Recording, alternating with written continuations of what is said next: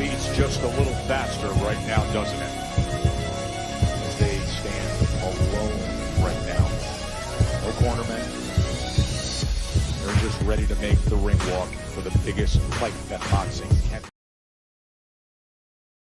Keep your hands up, keep your chin tucked. It's the one and only Ghost with the shadow in the front. Hope you're having a blessed night, man. It is an early morning stream. A lot of other people are streaming also as well, but I'm gonna fit this one in there because it's more of a different type of stream that I'm gonna be doing. It's just something that I've been seeing lately in regards to the Canelo and Crawford fight. Let me see something real quick. Let me get something situated here. Normally, I see. Let me get it. Let me get it over here. Normally, I see. No, okay. Let me see. Let me get this over here correctly. Okay. Normally, a lot of my streams sometimes I play around or I joke around and stuff like that. This stream is a little bit more serious. It's in regards to the Canelo and Crawford fight. Things that I've been seeing. Damn, it's a little bright, ain't it? Hold on, real bright. And it's some things that I feel like are gonna happen. And I've never been the type to like accuse anybody of anything like that. I'm not like that. I'm not like that. In fact, if you look at the track record in regards to Canelo, like I've stuck up for him in the past, and a lot of the times it's just because I do feel like that, he's held down boxing at times when, man, I just remember when boxing wasn't really doing all that well, especially when, PBC was throwing a pay-per-view every I don't know, every month, and the fights weren't that great. And I say that to say that I don't have no dog in the race when it comes to Canelo and Crawford. I just want a fair fight and make that clear. I just want a fair fight. May the best man win. And the more that I see this fight being talked about and the way that it's being promoted, just leads me in the players that are involved leads me to believe that there are things going on in the background that will affect the fight. Now, do I think the fight is fixed? No, no, I don't think the fight is fixed. I don't think the fight is fake. I think Canelo and Crawford are really gonna fight. I think it's gonna be a real fight. I just think that there are players involved and people in the background that may affect the outcome. And if you're wondering how something like that happens, it happens, man. And I'm gonna say some stuff that some people might feel like is accusations, but hey, look, man, where there's smoke, there's fire. Where there's smoke, there's fire. And when you look at the boxing media in general, right?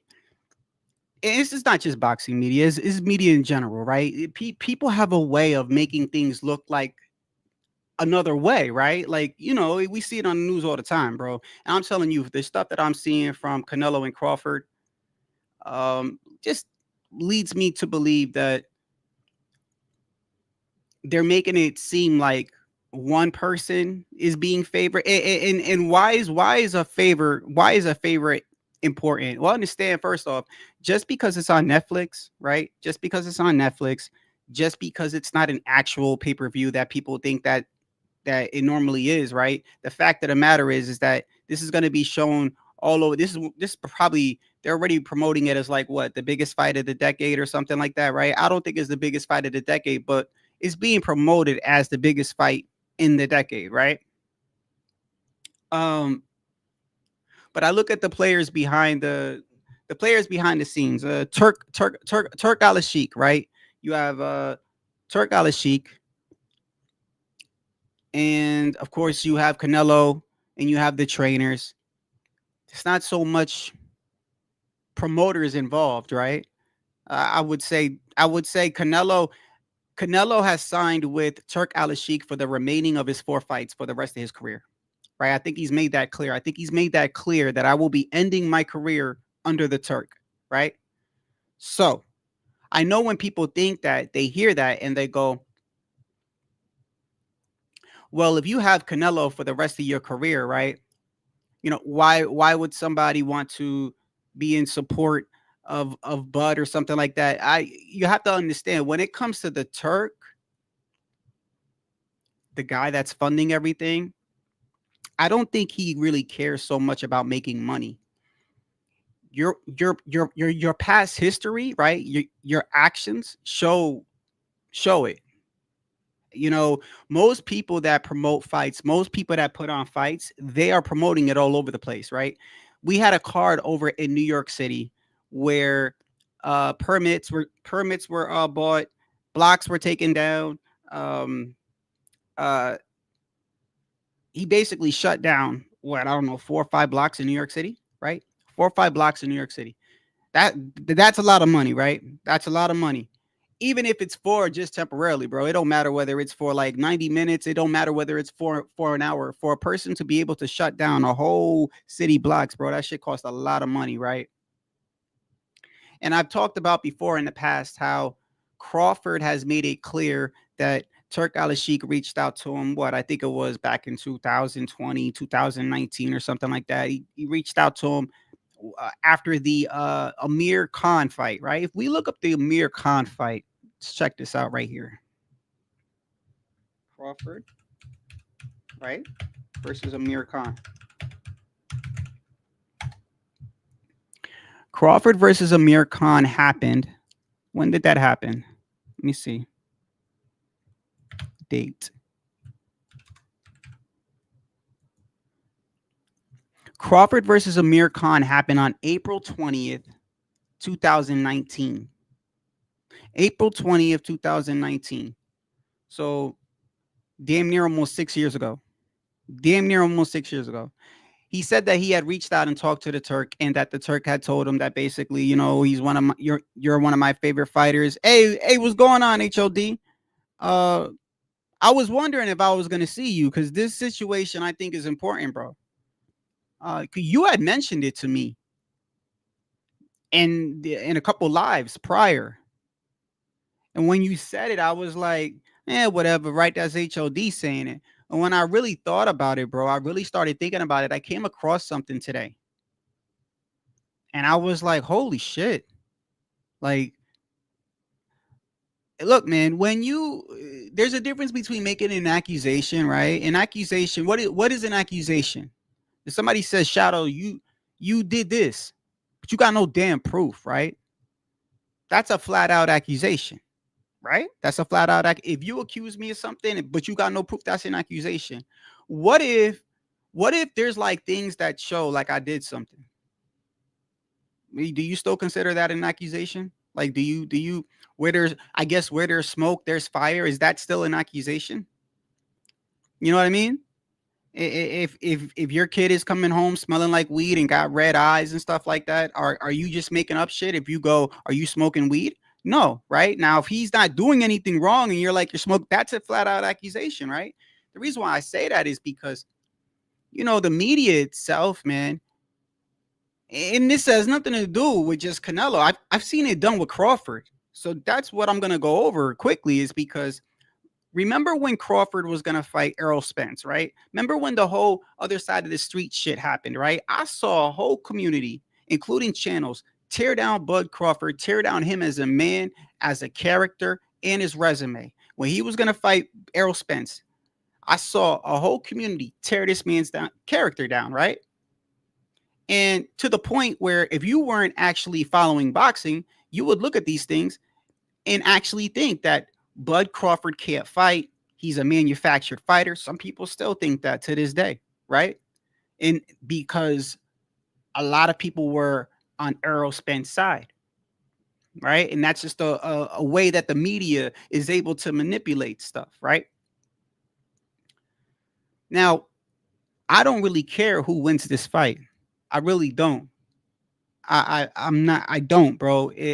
I want to see a good fight, and I want to see a fair fight, right? Some might think that it's a little bit unfair already. That it's unfair because, first off, Canelo never wanted this fight. He never wanted this fight. He's made it clear he didn't even want the Jermell Charlo fight when he fought Jermell. He didn't want that fight either. That was supposed to be Jermall. he ended up fighting Jermel. If you don't know by now, uh, is HOD saying it? No, you made a comment to me the other day. I'm gonna talk about it in a second. It's in regards to Crawford and everything, but I started seeing what was going on this week, and then when I'm looking into it, I'm like, yo, you know what? I really think, but I want to lead up to it because if I just flat out say it, I already know people are just gonna fucking leave and think that I'm just capping. I'm not. I'm being honest. I don't have a dog in this fight, bro. I don't. I want to see a good fight, and for people that think that I actually, always stuck up for Canelo, you could go back and during the time when David Benavidez, the time when Canelo said that I want to hunt, he said in the same sentence, right? This guy doesn't give me nothing, right? This guy David doesn't give me anything. And then in the very next sentence said for 150 million, I'll fight him. Remember when he said that? I remember for like a week or two, I'm like, that is the most hypocritical thing you could say. One sentence you're saying this man offers you nothing, but then in the next sentence you're saying I'll fight him for 150 million dollars. And I remember for that whole month, I was going at Canelo, right? So it's not about me sticking up for Canelo. For me, I want to stick up for what's right. You know what I mean? We're not going to get a fair fight down the middle because of the fact that these guys don't even campaign at the same weight. But you could still make it as fair as you can. You see what I'm saying? And I feel like any interference outside of that is just wrong. And we can't control that. But there's no way that I'm going to tell you like this. If you believe that there's no corruption in boxing and there's nothing, there's judges can't be influenced and then just stop watching me now. Okay. Just stop watching me now. If you think that boxing is just straight and everything like that. Okay. I want to start off with go back a couple months ago. I noticed that even Canelo outlets, right? Even Canelo outlets. And when I say Canelo outlets, I just mean that channels that are known for not really so much criticizing Canelo, but sticking up for him, right? And I'm not saying they're not biased or being unfair. I'm saying if you were to look at them in the outside and I was going to ask you, hey, you think he's a Canelo fan? You'd probably say, oh, yeah, he's a Canelo fan, right? You could tell, right? I started noticing that people were saying that the whole Eddie Reynoso camp was dirty. Right? Which never made sense to me. It never made sense to me to begin with because, people are associating people's faults with another person, right? Especially when these things are happening under the guidance of another person. So that was the first sign. That was the first sign, right? And it was around the time that Jaime Munguia got popped, right? Jaime Munguia got popped. And I believe, correct me if I'm wrong, he lost the fight. His rematch, I believe he got with Eddie Reynoso, right? He got with Eddie Reynoso. Was Eddie Reynoso his trainer? I believe so. And I believe when he got popped, that's when I saw everybody say, look,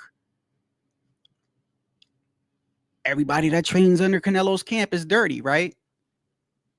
Then when I look at the Canelo fight and I look at Turk and I look at I started looking into Snack more and what's going on right now.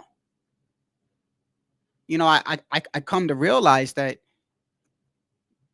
the media is pushing one way, but if you look at the facts, how can you say that? So before I even get into what I'm going to say, let's look at the fact, like, bro, the whole clenbuterol thing, right? We all know Canelo got popped. That's years ago. People still talk about that to this day. One of the main guys that actually helped clear Canelo or actually spoke up for him is the same guy that everybody uses to condemn him, which is what I find ironic, which was Victor Conti, right? Victor Conti was the one that said that meat is tainted in Mexico, right? And he's the one that said that, people laugh at the hair follicle thing, right? People laugh at that, but yet that man is the one, the man that I don't trust. I don't trust that man, but other people do. That man is the one that came out and said, because he did that, I believe in his innocence, right? Let's not forget that other people in Snack have similar things have happened like that, right? So then the Ryan Garcia, that thing cannot be overlooked, right? It can't be overlooked because of the way that it happened. I was just looking at it again the other day. The kid passed all those tests, but the one after he fought Devin comes back dirty.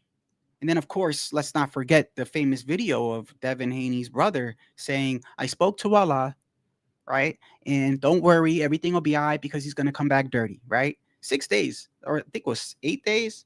I want to say 7 or 8, 9 days, something like that, right?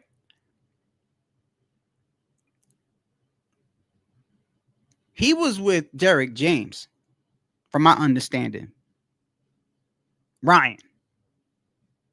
And when he pops dirty, people were like, look, you see, Eddie Reynoso had nothing to do with Ryan. In fact, at that time, they had a fallout prior to that. It wasn't too long before that Canelo was like, yo, the kid's lazy, right? Remember when he left and the kid's lazy, and then he had the whole mental breakdown thing, right? So I don't understand why people are trying to put that with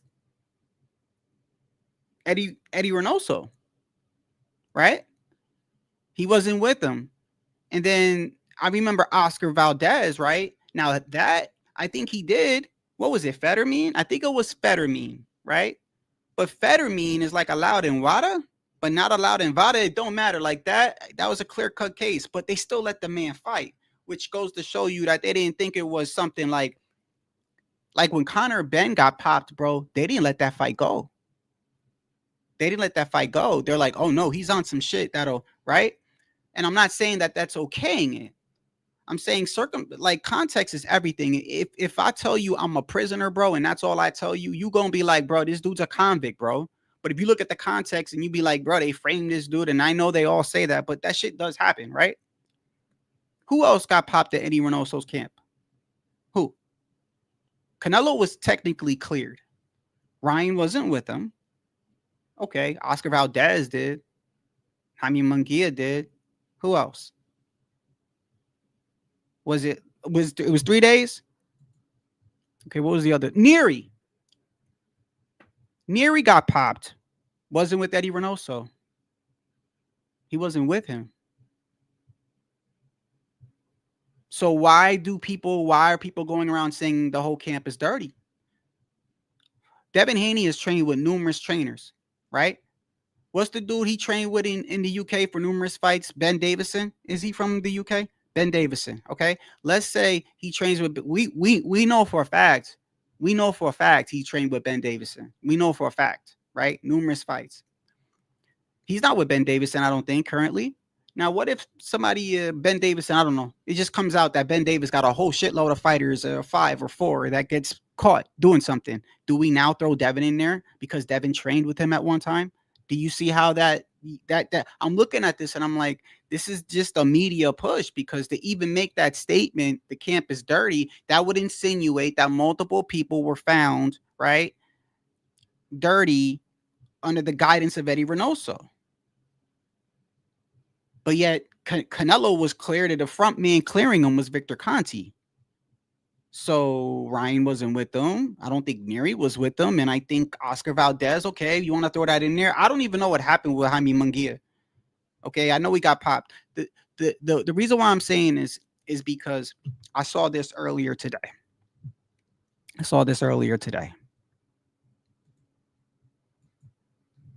Right? And it doesn't matter like when it happened or whatever, but it's very, to me, because I'm looking at Bud Crawford and I'm looking at him train, and I'm like, you know what? If anybody could beat Canelo, bro, if anybody could move up, it's Bud.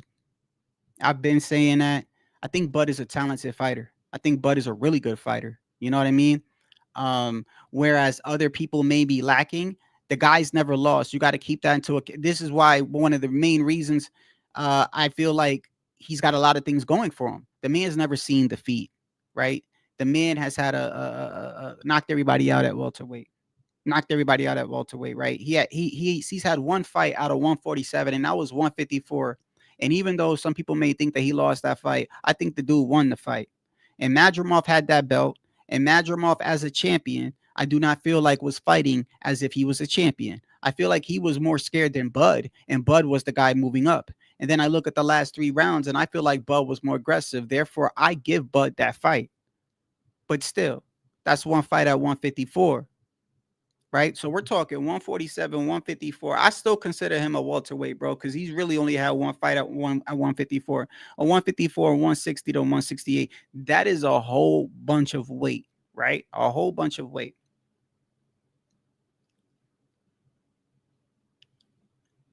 And I have to say, when I look at fighters like David Haiti and people that have been on Snack, we've talked about this before. You have to look at both sides when a person makes a comment. When people make a comment, what I mean is, if you use Victor Conti, if you're one of these people that are like, well, the man has done his time. The man has done his time. He did his time. He's trying to clean up the sport.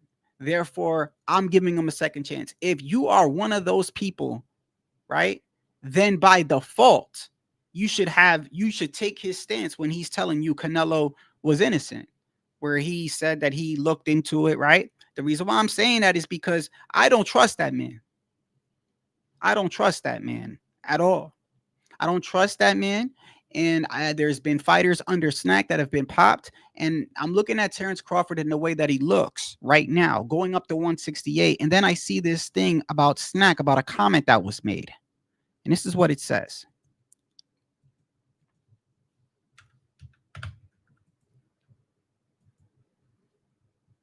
Now, of course, this is just, while I look it up, I could just ask ChatGPT, which is normally correct.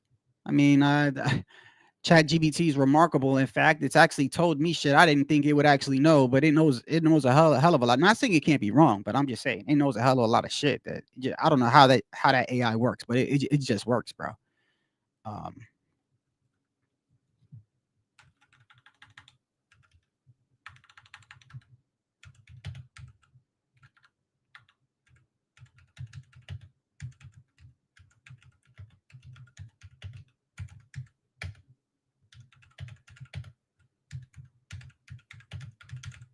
Okay. Here it is right here. So this is what I typed in. And then we're going to find the article. Can y'all see that? The question I put is Terrence Crawford using Snack for the Canelo fight? Right?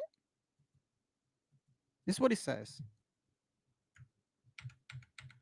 Yes, Terrence Crawford uses Snack supplements and is using them to prepare for the fight for Canelo Alvarez. While some individuals associate Snack with past controversies, Crawford team reportedly believes in the brand and its products, and they are using them to help Crawford bulk up while maintaining his speed and explosiveness for the fight, according to an Instagram post. Even mentions that Crawford, you got people in his camp and other people that have been advocating, saying using Snack to his advantage, as he will need all he can against Canelo. Now, y'all might look at that and just be like, oh, well, he's got to use supplements. Look, I get it, bro. I'm not, hey, look, it is what it is. But I'm throwing that in there with the fact that Turk Al-Sheikh does not really care about money. He's made this abundantly clear, bro. Abundantly clear, right? So, because I've saw some people say, well, Shadow, that doesn't make any sense. Like, so why would Turk Al-Sheikh be trying to, like, be on Crawford's side and not Canelo? Didn't he sign Canelo for the rest? Yeah, he did. Yeah, I believe Canelo has came out and said that I'm gonna retire with the Turk, right? But the Turk, like, this isn't like Bob Arum or like Eddie Hearn, because I believe like those guys look at Canelo like a commodity, right? And they look at him like a commodity. Like, if he loses the Bud Crawford fight, whatever fights I make him after that, right? This stock or whatever, maybe so many people might not believe in him, right? Because they're thinking money wise. The Turk don't care. The Turk never even promoted the May 2nd card. I want you to really think that and let that set in, because the May 2nd card took place in New York City, where he shut down NYC blocks, bro, for a period of time. Like, just to do something like that for like an hour is going to cost an abundant amount of money. He shut that down for a whole event, promoted it like crap, to the point to when I went live and live streaming, and anybody else that live streamed that event, they didn't even know what they were doing. They didn't even know what they were doing. They didn't know what time they were coming in. The Japanese kid that was supposed to be starting came in late. He wasn't there. His car didn't arrive because they were driving him to the ring and all this other stuff. It was so uncoordinated, right? You wouldn't be having an uncoordinated event if your whole objective is to make money back, right? You would make sure that you got the promotion down. You'd make sure you got the time frames down. Bro, they had I Show Speed in KSI sitting to kill time. I've never seen this before. The guy was running late. They were so uncoordinated. You guys remember when the Japanese guy was running late? So they had I Show Speed, the YouTuber in KSI, sit in front of the camera and play Undisputed or boxing, or and put the camera on them to sort of like have them calm down the pay-per-view while they find the Japanese kid. Right? So I'm looking at this. I'm like, bro, the Turk don't end the Turk. The very next day, Canelo was fighting Skull. Right?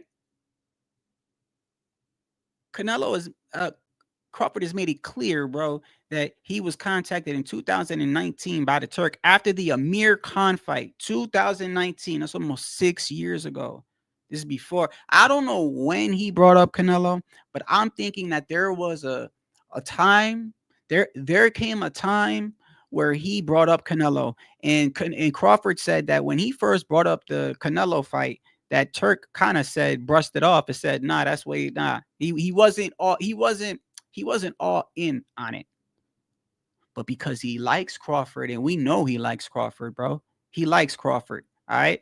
And I know I play around sometimes with the whole gay shit. No, I know I joke around. I'm not saying that. I'm saying the guy, I'm not talking about the hold the hands things. That's in their culture. That's in their culture. All right. But still, he was holding his head in the ring, right? Then when the pay-per-view started, the first press conference, he said, and that was another thing that didn't make sense to me. Another thing that didn't make sense to me is this. You got Diddy tomorrow, right? That's most likely going to be found guilty and going to be going to jail for the rest of his life, right? You see how his money here in America can't save him, right? We got people that have a lot of money like Weinstein and all that other stuff.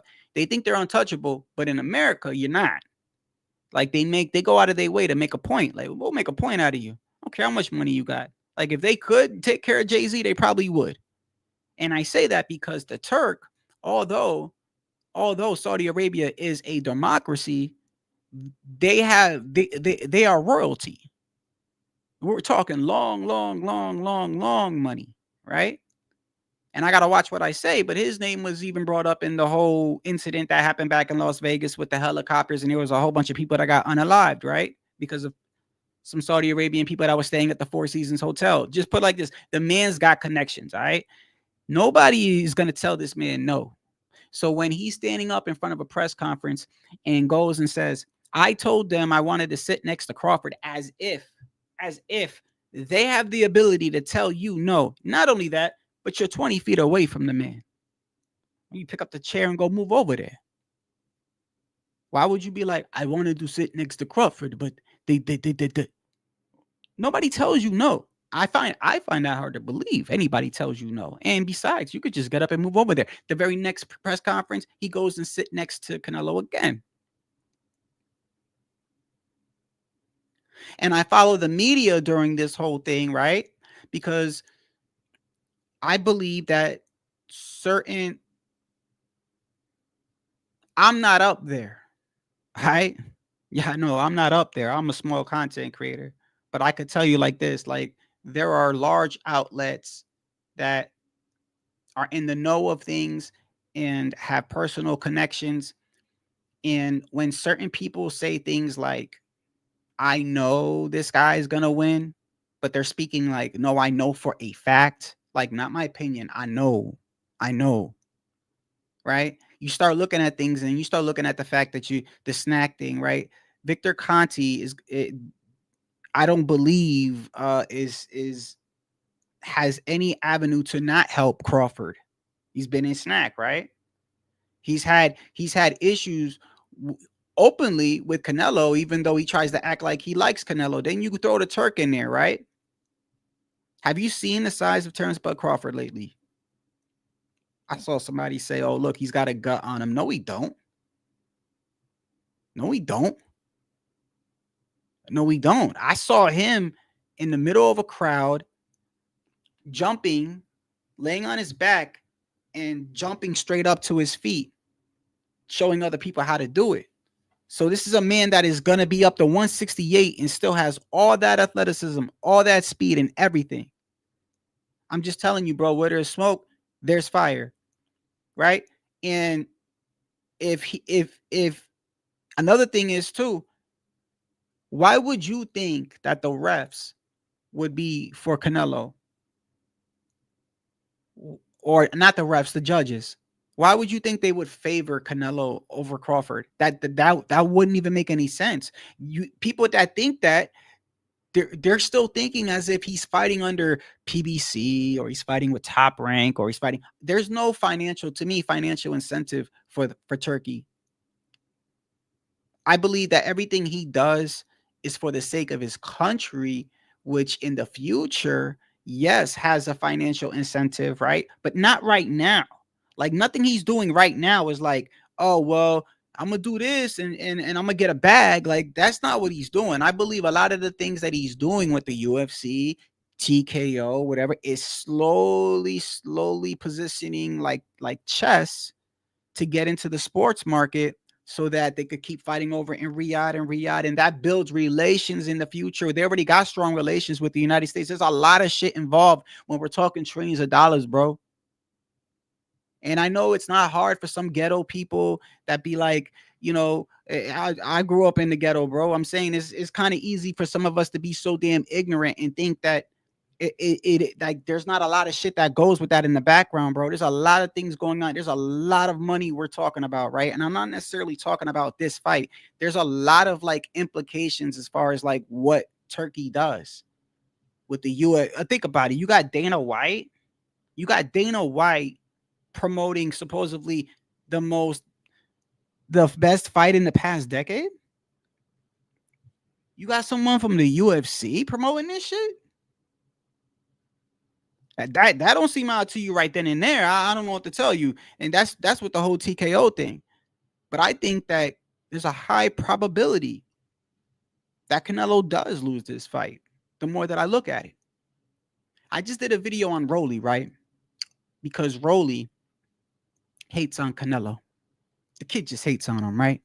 Which is kind of weird and ironic. I was pointing it out because most of the people that say things like him do the exact same thing, right? And this is Rolly, right? But I'm just using him as an example. He says he thinks Canelo is a sellout. He looked at the William Skull fight and thinks that it's Canelo's fault, not Skull's. It's Canelo's fault. Right? Now, I think he should have cut off the ring, but I mean, clear as day, you're looking at the fight. The man don't want to fight, which I also find funny. Did you guys see what Shakur Stevenson said during the whole William Skull and Canelo fight? Right? He knows he can't flat out say this dude is running. Right? Why can't Shakur say that? If he says that, everybody's gonna be like, who is you talking to? Right? They would have got on him. So his comment goes, I'm not saying the man's not running. I'm just saying, if he was the A side, he'd win this fight. What do you mean? What do you mean? I'm not saying the man. You're either the man is running or the man is not running. There is no in between. I'm not saying the man's not running. So you're saying the man's running. That's what you're saying, Shakur. Say it. But if he was the A side, he'd win this fight. Isn't that ridiculous that people actually think that? That's another reason why I feel like there's just a lot of things go. Okay. Another thing that doesn't seem weird to you. Okay. Let me ask you this. When the Turk was talking about Tom and Jerry, right? Do you think he's specifically just talking about Skull? Or do you think he's talking about those types of performances? I don't think he was talking about Devin Haney. I know that's the one I choose. I don't think he's talking about a specific person. He's talking about those type of fights. So why would you have Devin Haney and Brian Norman? Well, it's very simple. If you look at the Turk's actions and the way that he does business, the Turk favors anybody who's helping him at that moment. In fact, just as a side note, the Turk already thought he was already promoting before the May 2nd card. He already had posters up for T.O. versus Boots, right? Haney versus Ryan rematch, right? So in his mind, he's like, May 2nd card, Ryan's going to beat Rolly. Devin's going to beat the crap out of Ramirez. Boots is going to beat Stanionis. And T.O.'s going to fight Boots. We know this for a fact because there was an offer on there for Boots and T.O. was going to fight Boots, right? The fight doesn't happen, right? In fact, the whole May 2nd card goes left. It goes left. Nothing goes the way Turkey thought it was going to go. It didn't go the way that I thought it was going to go, or you or anybody else. That was a whack card. It was a lame card, bro. The best fight on the card, the best performance, you could probably say, is Teofimo Lopez and maybe Rolly. If you want to say the Japanese kid, that's fine, except the Japanese kid wasn't actually part of the main event. The Japanese kid, that was an opener fight. In fact, the more that I look back at that event, that Japanese kid was a filler. He was a filler. While they get everything, like I said, they didn't even know where shit was going. That Japanese fight was thrown out there on the last moment. And I remember the press conference and everything. And by the way, that kid that came to fight, that Japanese kid, I forgot the black kid's name. He came to fight too. I remember that guy. He earned my respect that night because he was the one that kept telling everybody, hey, translate. Hey, I know y'all got me here as this guy's debut. He's going to, in your mind, he's going to run all over me. Nah. I'm here to fuck your plans up and translate that. And I'm not going to keep talking. Translate that. I forgot the kid's name, bro, but he came to fight, bro. But he lost, right? He came to fight, but he lost. I believe that fight was just a filler fight, right? Teofimo Lopez had probably the best performance that night, and that shit was lackluster as a T.O. fan. The shit was lackluster. T.O. could have pressed the action more. I always think he could do better anyway. But the fact that that's the best performance of that card goes to show you how bad the performance was. You could switch it around and say Rolly had the best performance because Rolly beat Ryan and nobody thought that Ryan was going to beat Rolly, right? Okay, fine. Whichever one you want to pick. You want to pick Rolly or you want to pick T.O. It don't matter. Both of those performances, both of those fights were not that good. Both of them were not rewatchable in my opinion. So when Turkey sees this card, the whole shit goes left. Devin has a horrible last performance. He fought scared. I don't care whether you like Devin or not. I respect Devin for signing against Brian Norman Jr., okay? But he's not going to get a humanitarian award from me until he shows me something. But he does get respect for signing Brian Norman Jr., which is why I'm bringing that up, because I want you to look at the situation. Turkey thinks that Devin's going to be fighting Ryan in a rematch, right? That everything happens the way that it did. T.O., okay. He won. He won clearly. Devin, horrible. Ryan, lost. So they still try to go ahead with the Ryan and Devin fight. They still, right? They still try, and then boom, the shit don't work. Ryan, for some reason, Ryan ain't with it. Right? Okay, Ryan ain't with it. You try to do the Boots and T.O. That shit ain't getting no answer from Boots, right? No answer from Boots. Which is crazy because for days he wasn't saying nothing. For days. And when you don't say nothing, that's the same thing as saying something. You know, if you say, hey, bro, we're going out on Friday. You going to come? You don't say nothing. Hey, bro, you go next day. Hey, bro, we going out. You going to come? You don't say nothing. Bro, if you don't say nothing to me by like the third time, you gave me your answer. Your answer is no. Boots stayed silent. Right? So then now T.O., this is where I give Devin credit. I've always said, bro, I feel like Devin will fight you. If for the contract, he will show up. He will make weight. It's what happens after that. Devin knows everybody's criticizing him for the performance with Jose Ramirez. Bill Haney is out there taking the blame for everything, right? He's like, bro, don't blame my son. Blame me. Blame me. I told him to do that. And I do believe there's some truth to that. But I also believe that as a fighter and as a grown-ass man, you could feel what's going on in the ring. And also, you should have confidence in yourself. I don't believe Devin showed any confidence in himself, regardless of what was told for him to do. You're still a grown-ass man, right? And you know if you have confidence in doing something or not. Everyone's accountable, just like Canelo is accountable for not cutting off the ring against Skull. Yeah, most of the most of the blame goes on Skull because, bro, it's a fight. Okay, it's a fight. And you're not there to fight. You're there to do, like, it's like the matador and the bull, bro. All right, he's just chasing you all around the damn ring. All right. Yes, Canelo's at fault for not cutting off the ring, but it's mainly whose fault? Everyone got some responsibility to play in this shit, right? Devin wants to redeem himself so bad, which is where I give him credit at, because now he wants to fight Tio. Tio, for whatever reason, doesn't want to fight. Do I think he's scared? Fuck no. For whatever reason, I don't care what it is. The end result is Tio's like, no. So now Turk is left with no Ryan, no Devin, right? Rematch. No Tio, no Boots, right? No Devin, no Tio.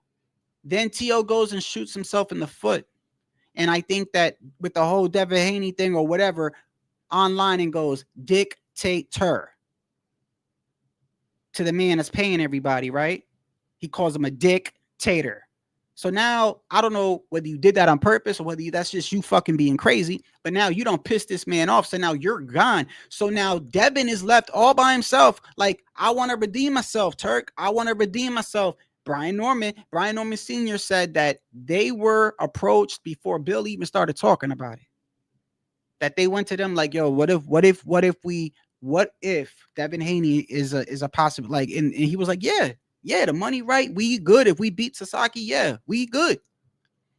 Devin Haney's like, I want to redeem myself. That's where Devin gets my credit at. But that's it, because he still got to show me something. But at the end of the day, let me ask you, because I know this is a side note. I gave the kid credit. A lot of people gave the kid credit, but put yourself in his shoes. Devin ain't got no other choice but to get in there with a dog right now, bro. You understand that? He's put himself in a position in his career. He has to get in there with somebody like Brian Norman Jr. Believe me, if he had a choice, I honestly believe, if this was an alternate reality and he had more choices, I don't think he would really run to Brian Norman Jr. I think he's running to him because he wants to redeem himself. That I've always said Devin's had heart. He just don't got the heart that I may associate with it. You know, when a fighter gets dropped, they get up, they're like, oh, I'm gonna get that back. Devin's got the heart like, I got dropped. I don't want to get knocked out. I don't want to become a meme. It's still heart. Don't get me wrong. It's just a different type of heart, right? He wants to redeem himself. I still think 9 out of 10, he goes in that ring and he fights Brian Norman Jr. the same way he fought Ramirez. But he still gets my respect for stepping up and signing the contract, because I didn't think he was going to do it. And I'm not a hater. And I know by looking at fights like with Tevin Farmer, you don't play boxing, bro. You can get seriously hurt. Shout out to Kid Austin. I go back to the Crawford, right? I think there's a good possibility, bro, that, and I know what you say. I have no dog in the race, but I'm telling you what I'm seeing, bro. Snack, the supplements, the so-called supplements and snacks, saying they're going to help me retain my speed and weight is a little bit weird to me, right? It's a little bit weird. Number two, I don't trust Victor Conti. And I know that the Turk, regardless of what people may say, you got Canelo fighting with him for the rest of his career. The money ain't the issue. He likes Bud Crawford, bro. You understand that? Like he talked to Bud in 2019. Like Bud Crawford talked this man. He didn't want the Crawford and Crawford said out his own mouth that when he brought up the Canelo fight, Turk was like, no. He talked this man into this fight. That's how much he likes Crawford. So now you throw that in there. You throw the fact that it's going to be on Netflix. It is going to be one of the biggest events, and it's going to be a big fight, bro. Nothing's going to compete with it that night. And you usually have UFC competing against boxing, don't we? Don't we usually have on Saturday night, we usually have the rival MMA competing against boxing? Well, that's not going to happen. Why? Well, you got Dana White promoting the fight. So Dana's going to promote this fight, supposedly, and then have his own company rival the fight. He's not going to do that. He's not going to do that. Even if the UFC puts on something, it ain't going to be nowhere near Canelo and Crawford. And you got Dana supposedly helping to promote it. So look at all the moving pieces here. You got TKO, Dana White, Snack, the Turk, right? And then you look at the GOATS podcast. Shaquille, Tom Brady. Now, I get it. They're not boxing fans like us. They're not boxing fans like us. But it's just weird how so many people are confident, bro, that Bud's going to win this fight. Like, really confident. And in reality, anybody that watches boxing knows, bro, Bud got skills, but let's keep it a buck here. Canelo is not a scrub, all right? He's not a scrub. Neither is Bud. So in that aspect, they should be even. If you want to talk about skills and resume and dog or whatever, right? Let's just put everything to the side. Put all divisions to the side. Take 168 out. Take 147 out. Just put the two men together, bro. Fuck the weight. Let's go boxing IQ. Who you got? Defense. Who you got? Power. Who you got? Resume. Who you got? Experience. Who you got? I guarantee you, regardless of all of our mixed opinions, it's a mixed bag. They're going to come pretty close. I know some of you guys might think I'm crazy. Like, are you fucking crazy, Shadow? Like, it's going to be Canelo all day. Well, bro, at the end of the day, Bud Crawford has a fucking good pedigree, bro. All right? They are similar in the way that they get criticized, are they not? He went to 168. That's a weak-ass division. 140. Who the fuck is in Dongo? Ricky Burns. They're very similar in their criticism, bro. So let's not act like this shit ain't. Both of them, the only difference is Bud is undefeated. All right, Bud don't know how to lose, but Canelo, even though he's lost, he bounces back. His mind, he ain't lose. That's how he goes. That's how he continues. He don't think he lost the Bivol fight. Maybe he deep down and does. Maybe he does. I don't know, but he fucking doesn't act like it. He goes right back to business like it's nothing. In fact, Canelo is so in tune to fighting, bro, that you would think if you got somebody like Bud Crawford in front of you who is dangerous, I don't care at any weight, the fact that you would look at the man and go, well, if you're going to be here in November, fine, be here in November. But, you know, there's these 2 dates that I keep every fucking year, you know, and one of them is on the Mexican holiday or whatever. I'm going to fight anyway. So I don't care who I'm fighting in November. I'm still going to fight anybody. If it's Skull, if it's Berlanga, if it's Jaime Munguia, whatever. I don't care. I'll deal with that, whatever. He's just on. Canelo is a fucking machine, bro. So if we take everything away and just put the 2 men there with their characteristics and their boxing IQ, at the end of the day, they're fucking pretty close to me. They're pretty close to me. Fine. If you want to say Canelo is higher, it's not by much, bro. So now you take the fact that they're close with let's not forget, Bud can switch stances, right? Canelo's got a good chin, right? But I think Bud has a better jab. I think Bud moves around the ring better. There are things that you could give Bud that are better than Canelo, right? So if we're gonna say that they're a little bit, I'm saying that they are a little bit close as far as them two. Just now throw in weight.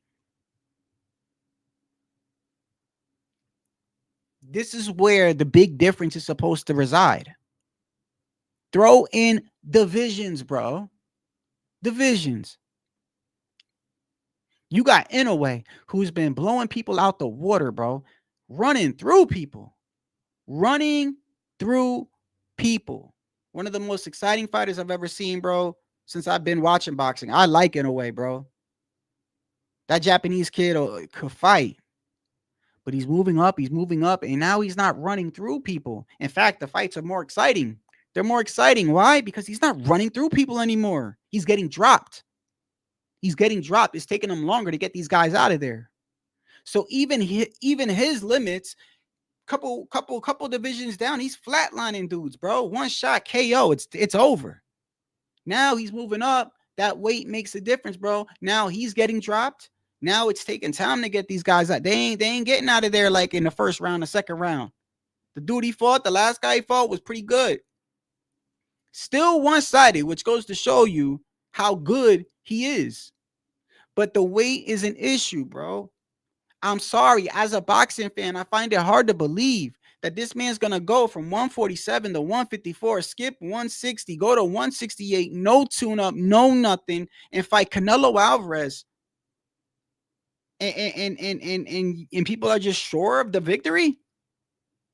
That doesn't, bro, it doesn't make sense to me, bro. It doesn't make any sense at all.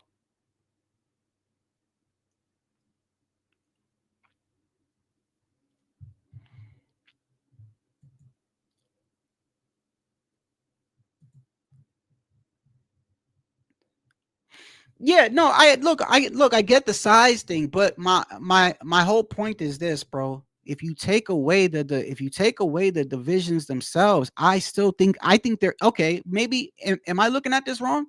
If we take away the weight, just take away 147. I don't even want you to think about that. I don't want you to think about 168. Forget that. I want you to look at just the men themselves. We're just looking at it as if you were to play a video game, right? You're gonna play a video game, you got the characters, right? And they're gonna fight each other. Who, like, how much based on their ring IQ, defense, resume, strength, everything, chin, the way they fight, their dog, their heart, everything. Do you think there is like a massive? You think it's massive? Like one guy's over? I don't think so. I think I would favor Canelo because I do think he's had stiffer competition, been fight. He's still younger, even though he's got more wear and tear, right? But people really underestimate Bud Crawford. The man has never lost. He doesn't know what it's like to lose, bro. That's a dangerous man, bro. That's a dangerous man. Like Bud is not like when these people were doing this whole fucking top ranked Toby and everything to make him look like Errol Spence is gonna do. Look, I still think he would have beat Spence. Even like before that, if he didn't have the accidents, I still think Crawford would have beat Spence. I just think it would have been a way hella better fight because Spence is a dog and he's got a chin. Look how long he lasted. That's a Earl that had eye issues, 2 car accidents, surgeries, and still lasted that long. So Earl's a dog, bro. Do I think I still think in the long run, Crawford would have beat him because I think Crawford has a better pedigree.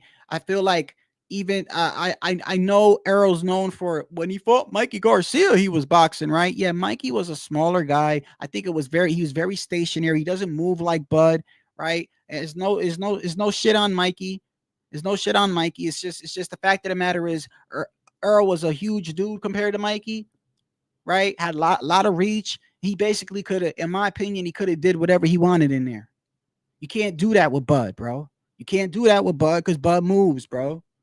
I just saw the Madrimov fight again.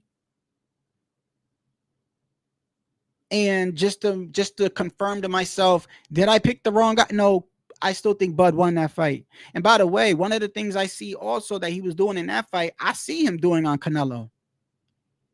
Bud was circling to the right and throwing a check left hook as he was getting out the corner. He was circling, throwing a check, and then moving out. So he was throwing it and then ducking out the way and circling, bro. Multiple times.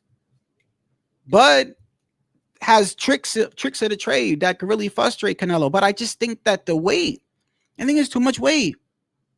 But I'm looking at everything and I'm just like, bro, I really do think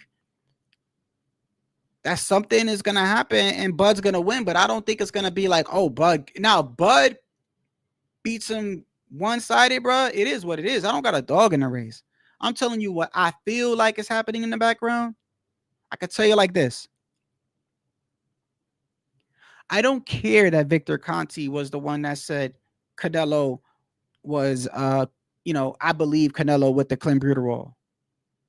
I don't care because I don't trust that man. And I know the only reason why he was saying that is because at that time he had fighters in stack that tested dirty.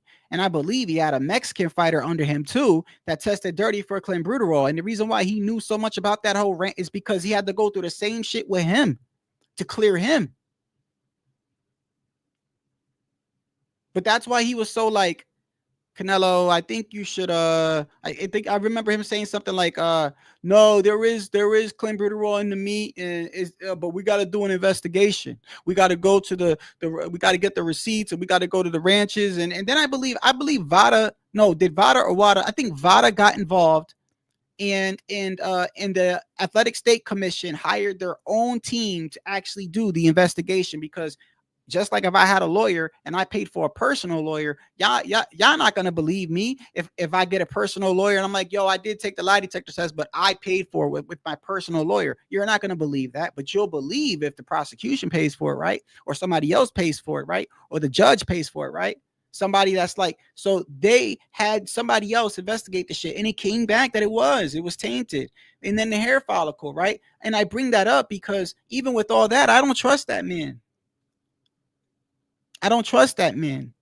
Where there's smoke, there's fire. You guys don't like it that I used to bring up Devin Haney, but it's the truth. You cannot tell me that if Teofimo Lopez was to cut weight and then the next day come in 30 pounds overweight, if you don't think people wouldn't be saying nothing, you're out of your mind. People would be saying he's on steroids, bro. You can't, that's not natural. You don't lose that much and then come back the next day and gain that much and still retain your speed and strength, which is what they're saying now for the Canelo fight. The stack supplements will help me retain my speed and strength. Oh, yeah? What supplements are you on? I want to know. I want to put them on my Amazon wish list.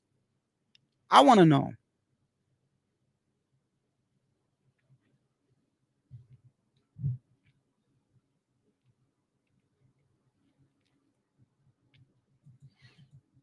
Hey, bruh. Isn't David Benavidez a snack? Right? David Benavidez is a snack, ain't he? So, and you're right, Jose. You're right. Just because you're on something, like, okay, how many of you guys think that Fernando Vargas was on? Oh, we know. We know already. We know, but I just want to know how do you feel personally? You know Fernando Vargas was on something when he fought Oscar De La Hoya, right? Y'all know that. Y'all know that. That man came in there looking like a sculpture, bro, and got beat up. Yes, it's not always the telltale thing, right? However, Jose, the difference is, do you feel comfortable with somebody of Bud Crawford's pedigree?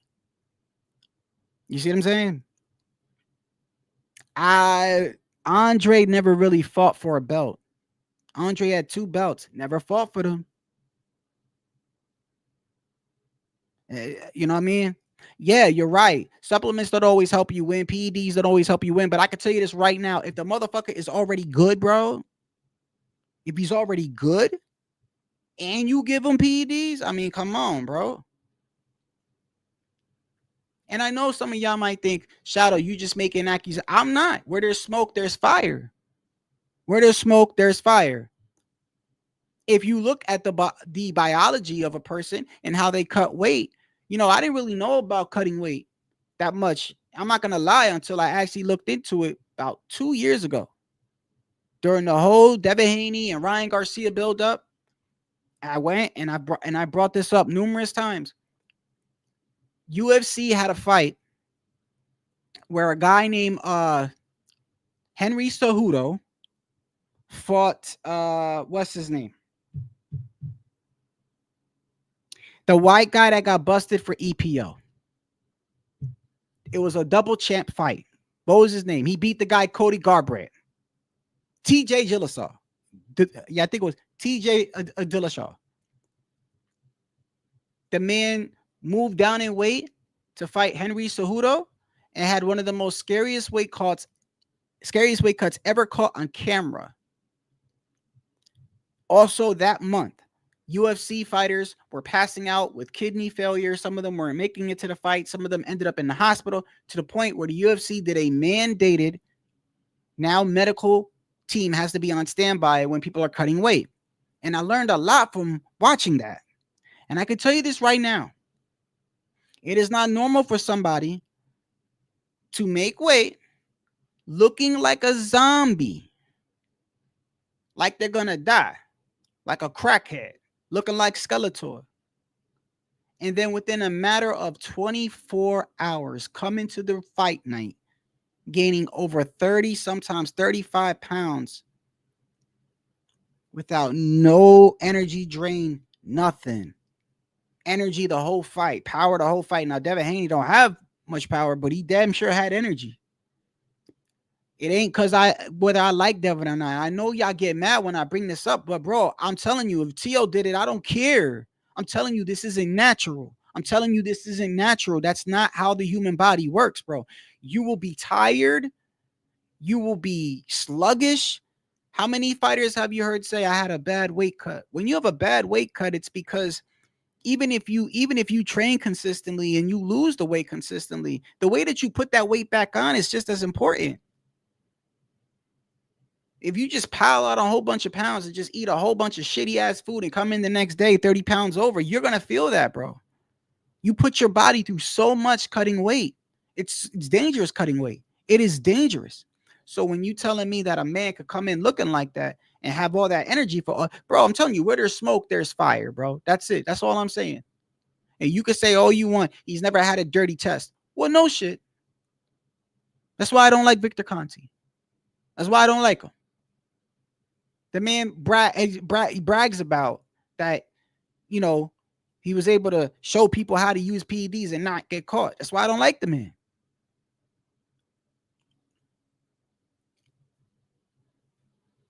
I mean, if Bud goes into that 168 fight looking better than he did at 154, 147, y'all ain't gonna question nothing. Y'all gonna be like, that's just how boxing go. Is that what y'all gonna say? Y'all gonna be like, Shadow, that's just how it is. You don't know? Okay, well, I'm telling you right now, the human body doesn't work like that.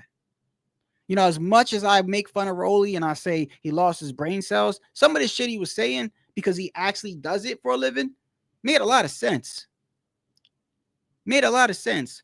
Rolly's like, there's a difference between moving up in weight and artificially moving up in weight. The guy's like, what do you mean artificially moving up in weight? He's like, it's very simple.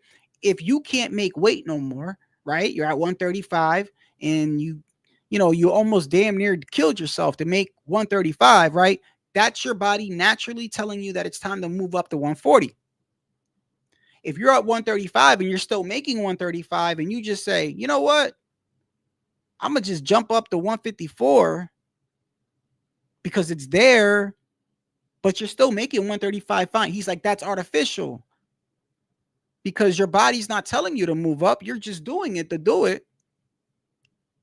That is different. And he says a lot of times when people do that and it never works out, and he's actually right. Rolly was actually right. Very few people were able to do what like a Roy Jones did. And even that affected him for the rest of his life. Roy Jones was never the same when he came back down from heavyweight. All that weight he gained.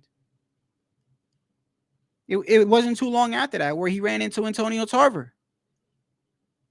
So I'm like I said, bro, I don't have a dog in the race. I'm just telling you what I see. I see. Just because you don't see Victor Conti all around everything, I don't mean nothing. He's still in the snack program. And by the way,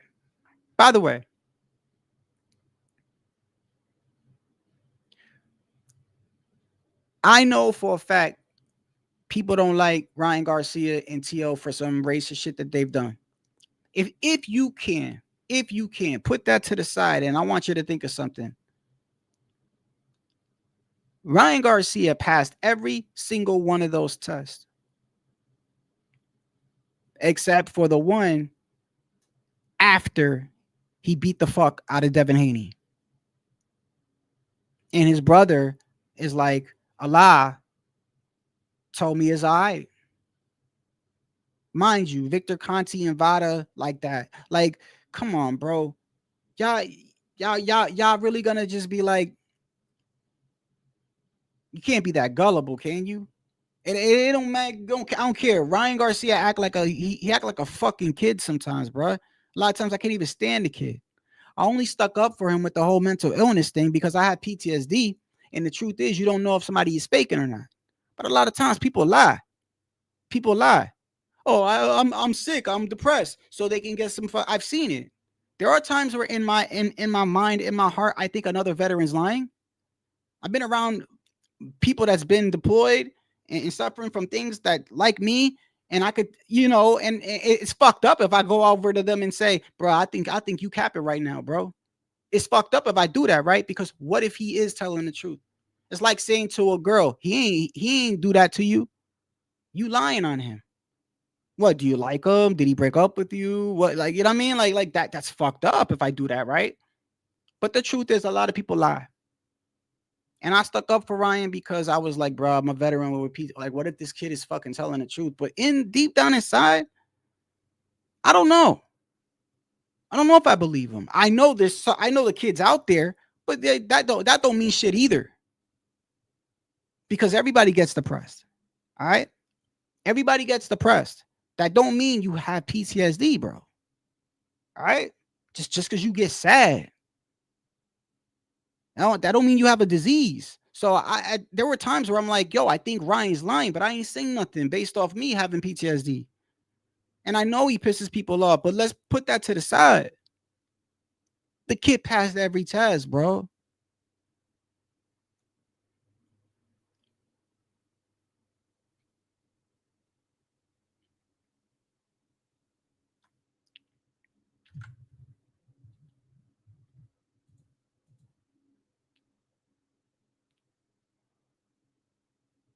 And I believe also, I could have swore, I got to go back and look, man. I got to go back and look. I could have swore that Punch caught Bill Haney in a lie. Live. In regards to Victor Conti. And it doesn't matter because look, bro, it doesn't matter whether the person did it or not. I'm telling you, bro, where there's smoke, there's fire, and I'm telling you right now, bro. You look at all the moving parts in the background of this fight, and I'm telling you right now, I do not believe. I've seen people actually go around and say, "Man, the judges are going to be on Canelo's side." What makes you think that? Like, what makes you really think that if this fight is close, they're going to sway towards Canelo? Why? And all I keep hearing is, well, because he signed for the rest of his fights with Turkey, bro. Turkey don't care about money, bro. Get that through your head. He cares about money, but not like as of right now in return. Everything he's doing is for the future. The TKO, the UFC, the Riyadh season. It's not for a definite immediate return. Because if that's the case, the May 2nd card made absolutely no sense. I've never seen such a if you're gonna who spends millions and millions of dollars on permits to shut down New York City, and then you can't even run the schedule right. The shit is all, damn, we don't know where the Japanese kid is at. Hey, I show speed in KSI. Sit here and play this game real quick. Hey, put the cameras on him. Who does that? Who does that? He didn't care. Million, like the shit we look at is like, wow, I wish I had that, right? That's fucking throwaway. He wipes his ass with that, bro. He wipes his ass with that.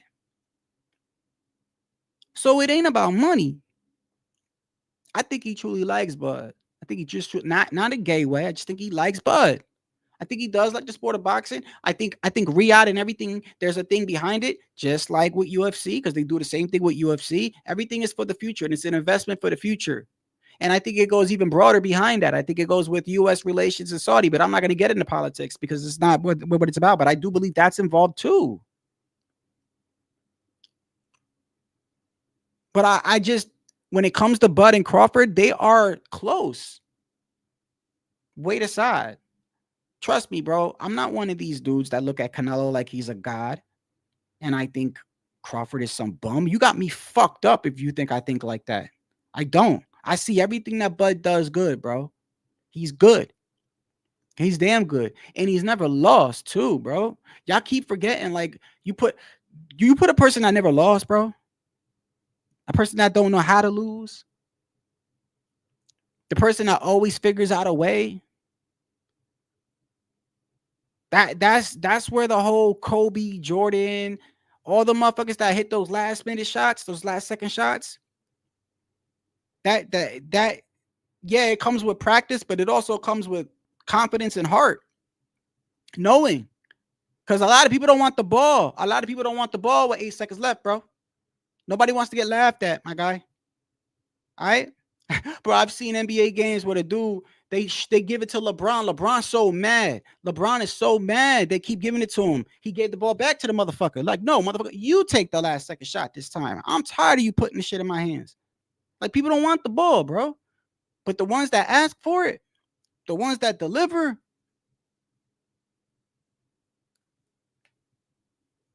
it's a mindset, man. Like, Bud don't know how to lose. I do think that, yeah, money has a lot to do with it. But when you really think about it, I saw something earlier today where they're saying that Canelo is making 3 times as much as Bud is, right? Which kind of lines up. It does. It kind of lines up, right? It's Canelo. Mind you, he didn't even want this fight. And he made it clear on what's his name? Sway.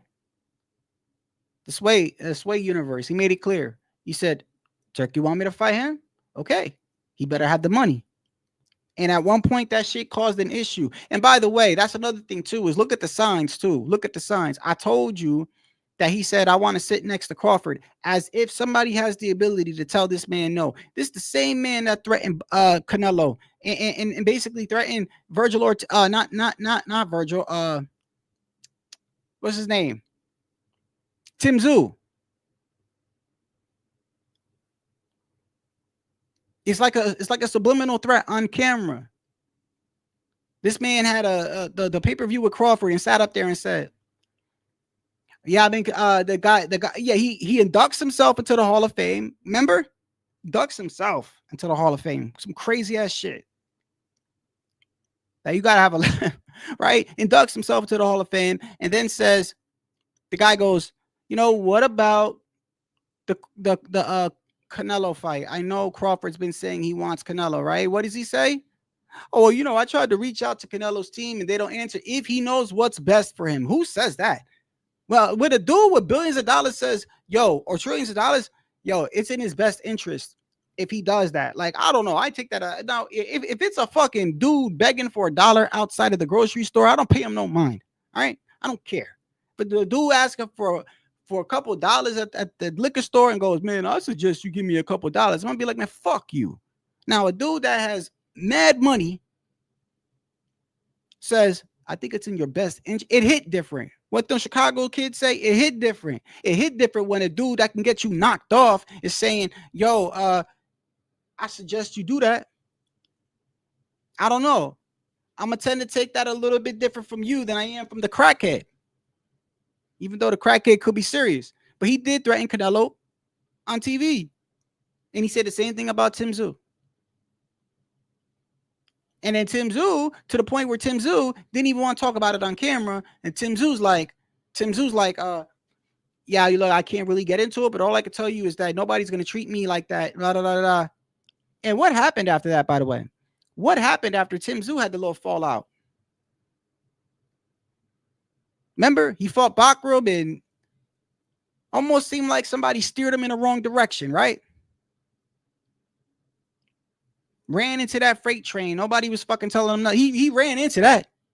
He ran into that.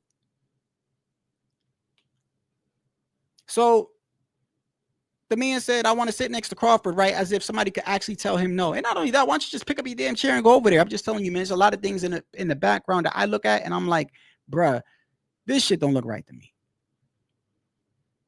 And all I want is a fair fight as a boxing fan, bro. That's all I want. But I'm going to tell you this right now. If Bud looks exactly like he did at 147 and is just as fast and is able to hurt Canelo, and you think that there's nothing wrong with that, I don't know what to tell you.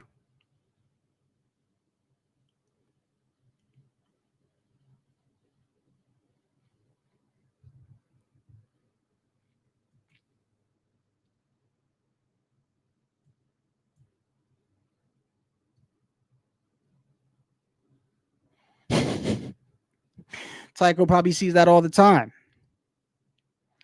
I got 20 minutes. Anybody want to talk about anything?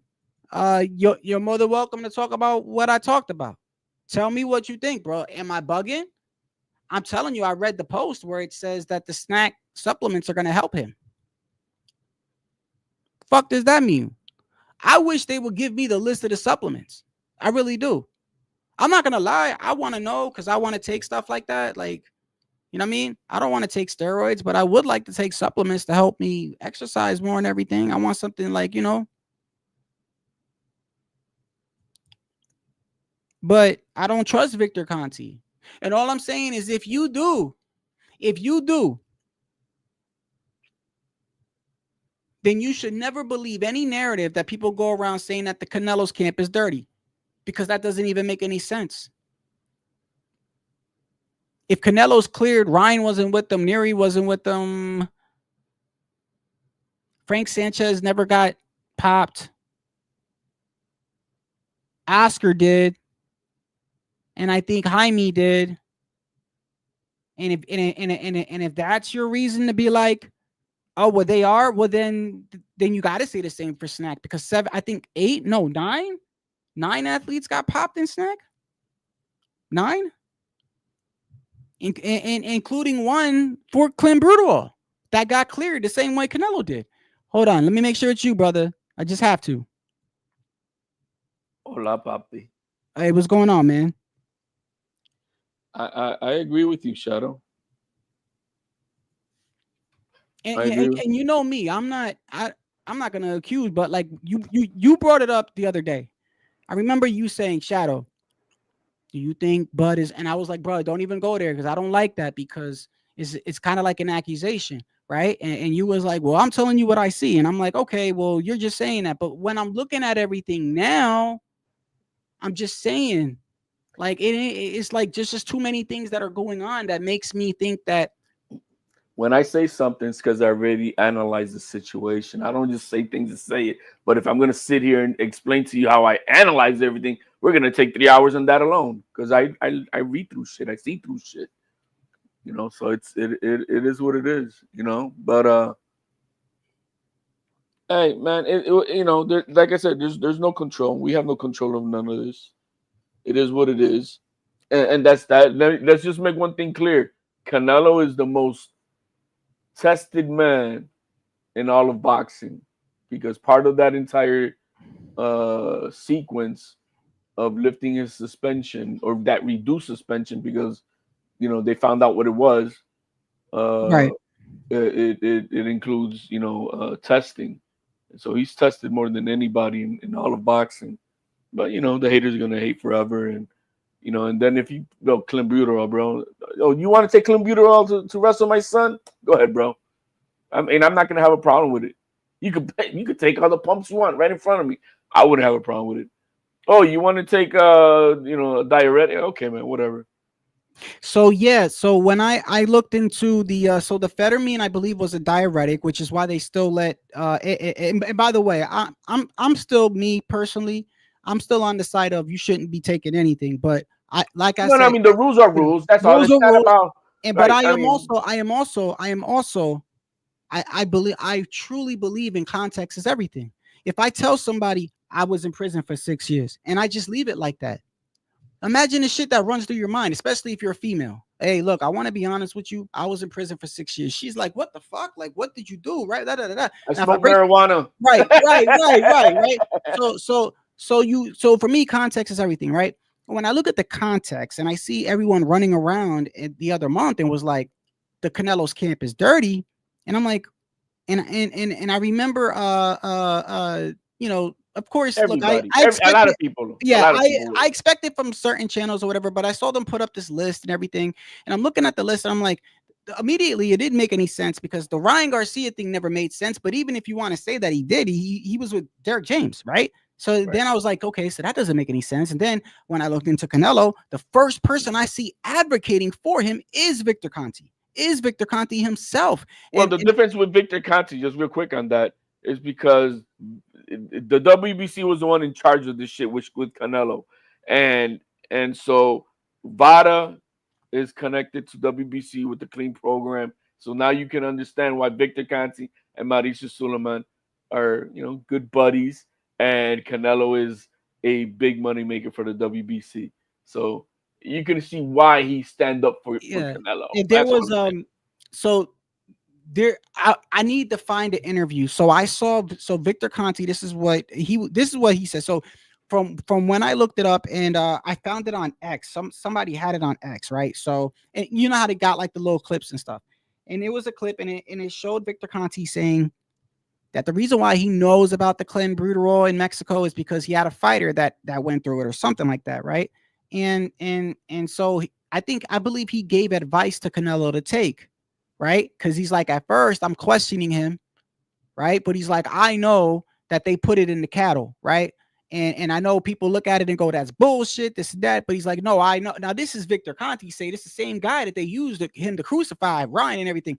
So he's like, first you need to find out where you got it from, right? And then when you look into it, you find out that they did go to these places and they did find it. But then he said what actually made him change his mind completely wasn't even that.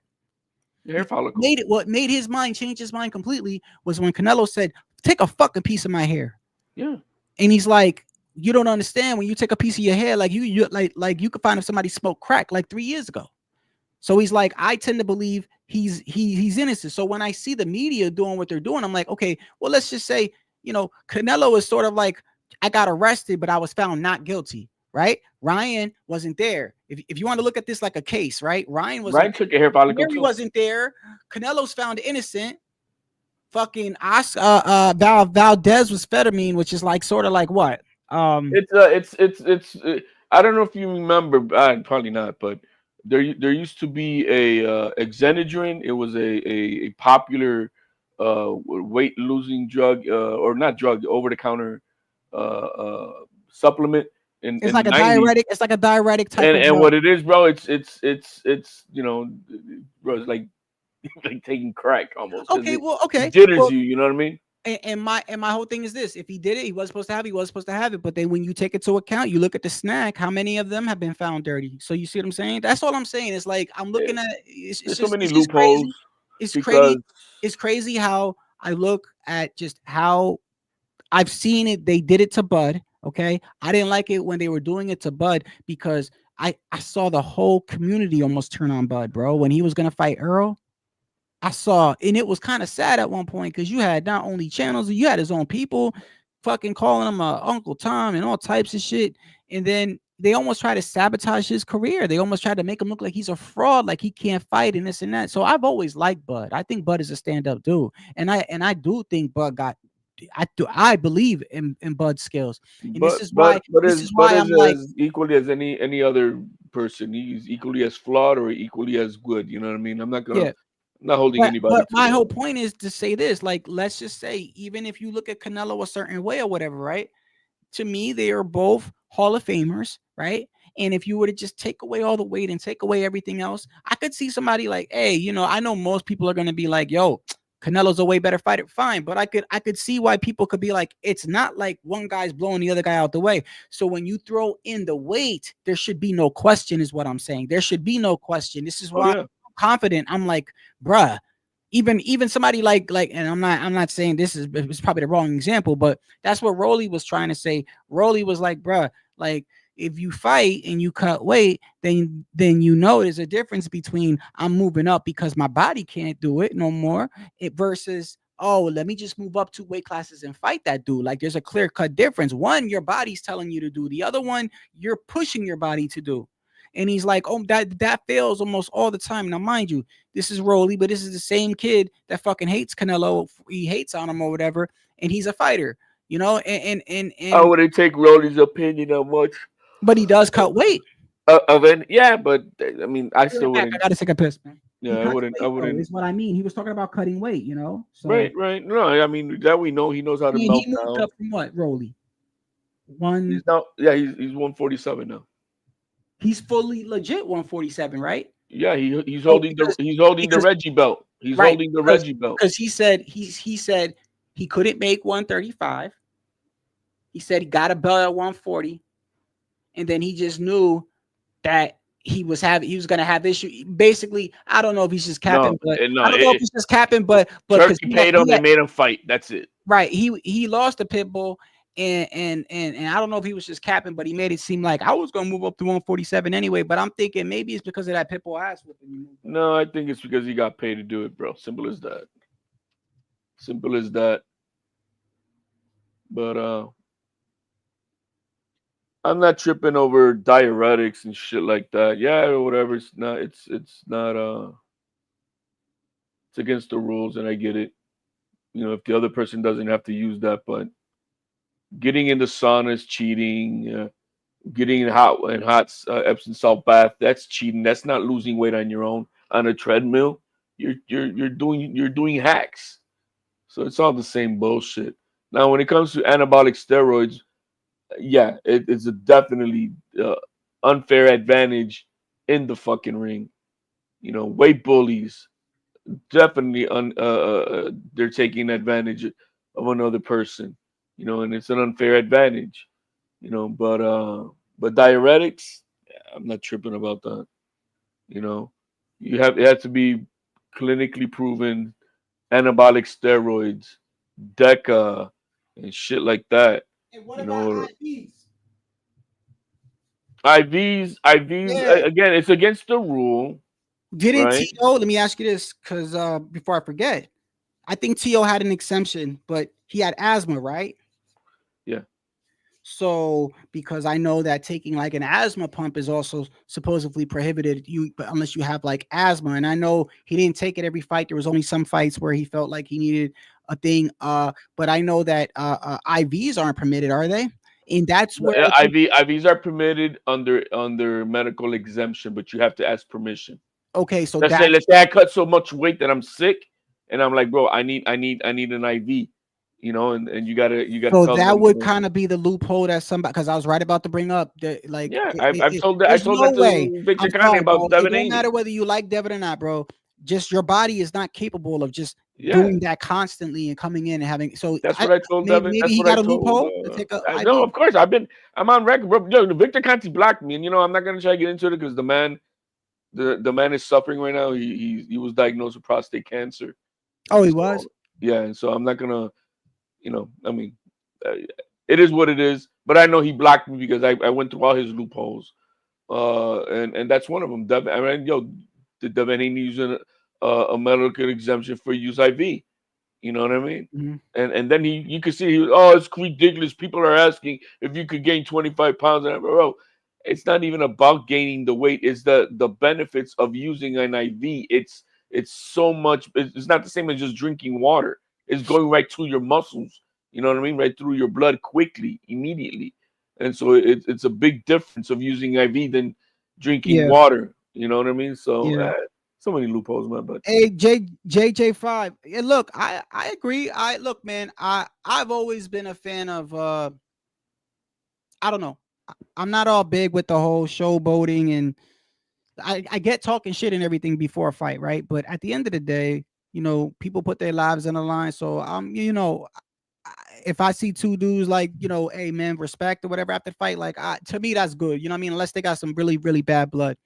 I'm not saying it's okay what Crawford did, but I do remember how so many people was what they were doing to that man and trying to take. Now that's not fair to Errol, because if I remember correctly, Errol was really stand up, and Errol was the one that went to so yeah, I agree with you there. Errol went to Al Heyman. He even said without Earl, I wouldn't even have gotten that fight. So he even said Earl is a stand-up guy, and Sean Porter used to be his friend, and it's kind of weird because when he brought up the whole legacy shit, when he said Ricky Burns, right? You would think you would say Earl. You think you would say Earl, but he didn't say Earl. Why? Because he said he didn't think Earl would go into the Hall of Fame, right? So it's like you're shooting no, yourself he in the foot. explained it. He He explained explained why. it. Yeah, he said His reason. What was his reason?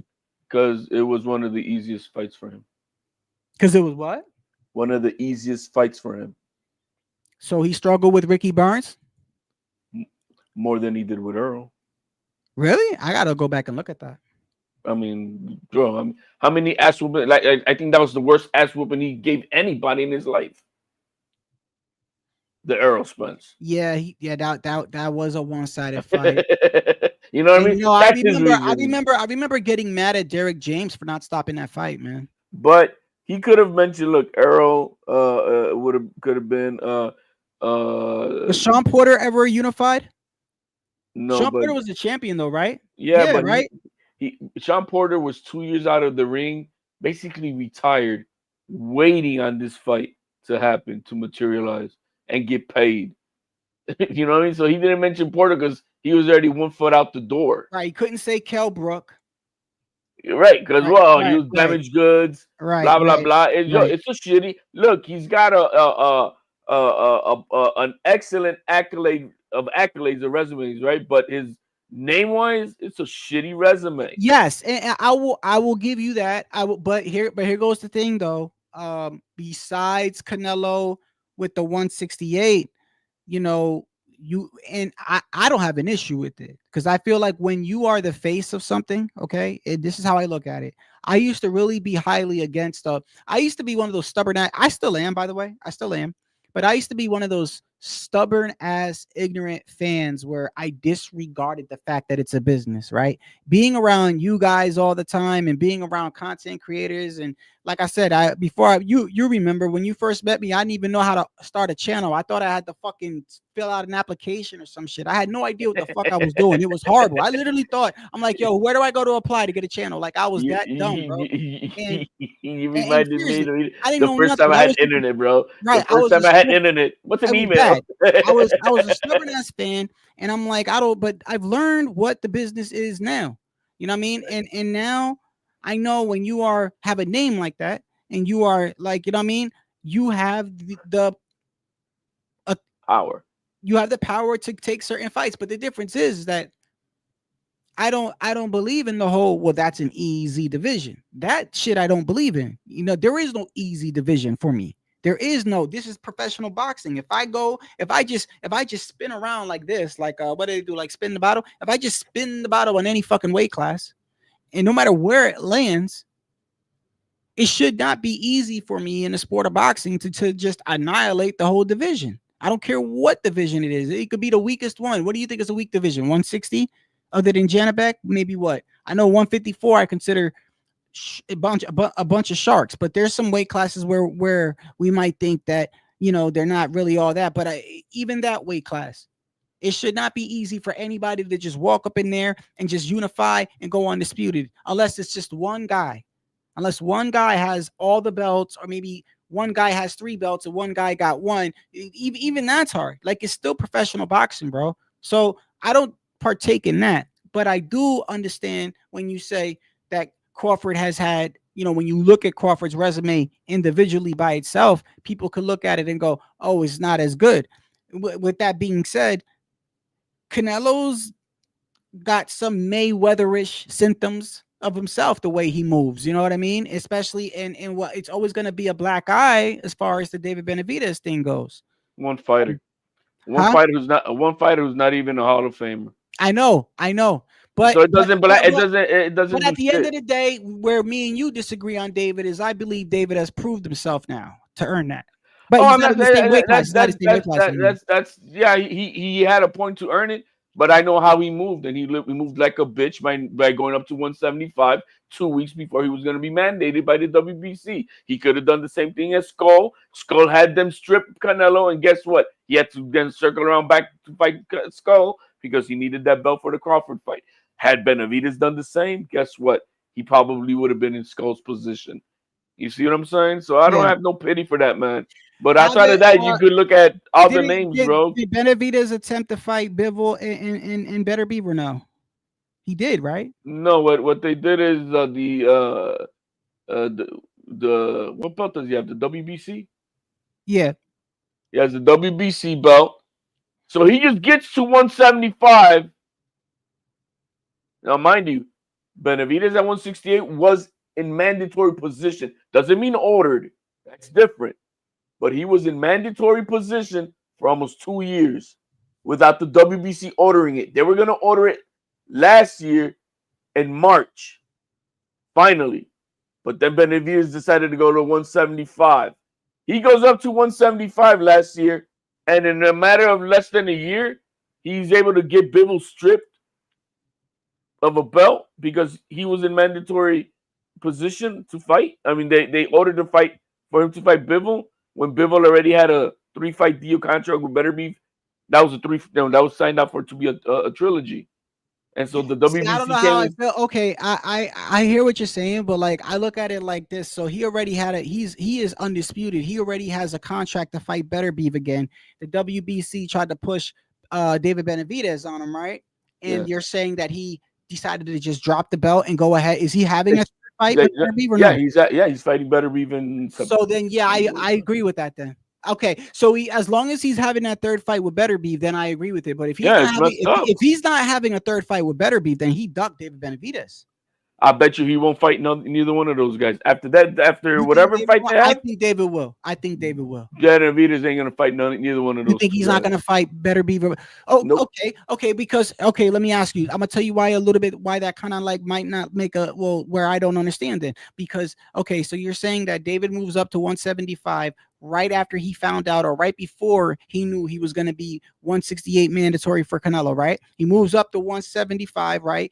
The Bivol and Better Beef rematch takes place, right? And now he goes to the WBC, Mauricio Suleiman, and you're saying they went to Bivol to try to force him to take the David Benavidez fight, and you're saying Bivol was like, no, I got a contract for the third fight with Better Beef, therefore for a lot of money, because Benavidez will not bring the money that he's gonna bring with Better Beef. But I was just about to say, well, what if Bivol would have called his bluff? What if Bivol would have said, you know what? I do got a contract to fight at third, but since you up here, not minding your fucking business, how about I spank your ass first before I fight?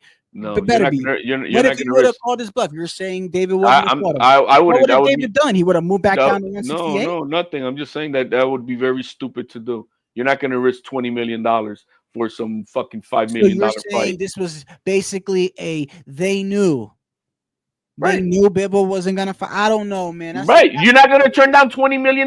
You're not gonna do that. Bivol. I'm saying that's like WBC and Benavidez camp knew what they had to do to fuck this up. What you're insinuating, HLD, is this, and I already know what you're insinuating. To make everything short, you're insinuating that he knew he was going to be Canelo's mandatory, so therefore he moves up to 175, offers a fake contract to Bivol, knowing he's gonna. No fake contract. No fake contract. Not fake contract, but the WBC is going to order. Knowing he's going to not turn down his third rematch for $20 million. Just so what you're basically saying is, let me get out of here. I am going to become Canelo's mandatory after calling him out all this other time. And I do agree with some of that. And I'm going to go up to 175 and I'm going to have them pressure Bivol's not going to take the fight with me, because if he does, he loses out on $20 million. So he knows all this ahead of time, and he does this. Why? Because WBC knows the same play too.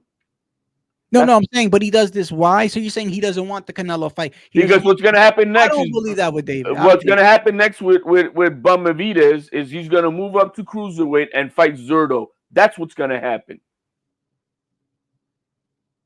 That's what's going to happen. Is he having trouble making 175? He can't even hit hard at 175.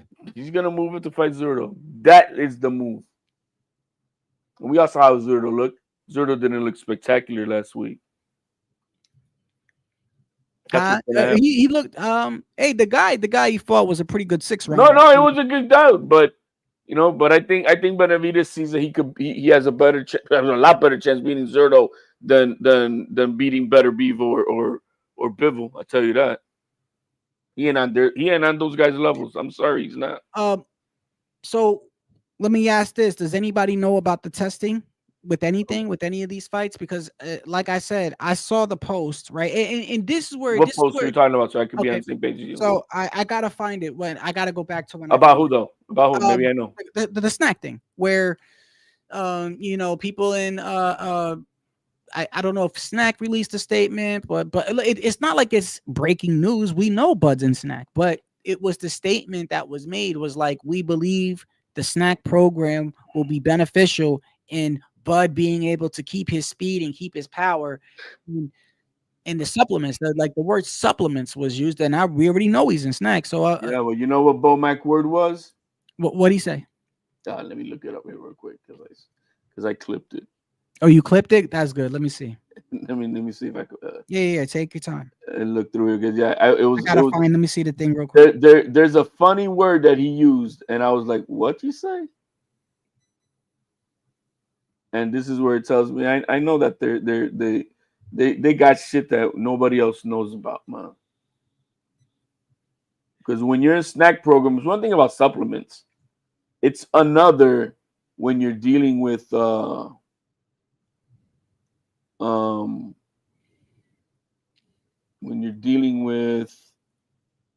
here we go.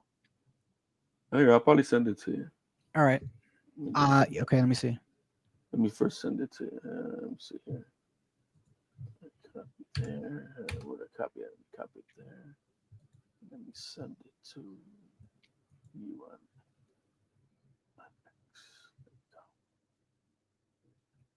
Where you at? There you go. I try to send you that other one. Yeah, let me see. I'm going there. But it's too long for me to. So I'm gonna have to play with the editing or something. Oh, do you just have a link? Just a link? No, because I haven't even posted it yet.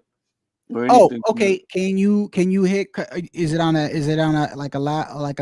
laptop or something? You can hit Control A, highlight it, then go into the private chat right here between me and you, and just copy and paste it, and I'll read some of it or see if I can find it or whatever. You could do it like that if it's not a file. Even if it's a file, I think you could actually post the link file too. Yeah, I'm a little slow. Well, there you go. But I'm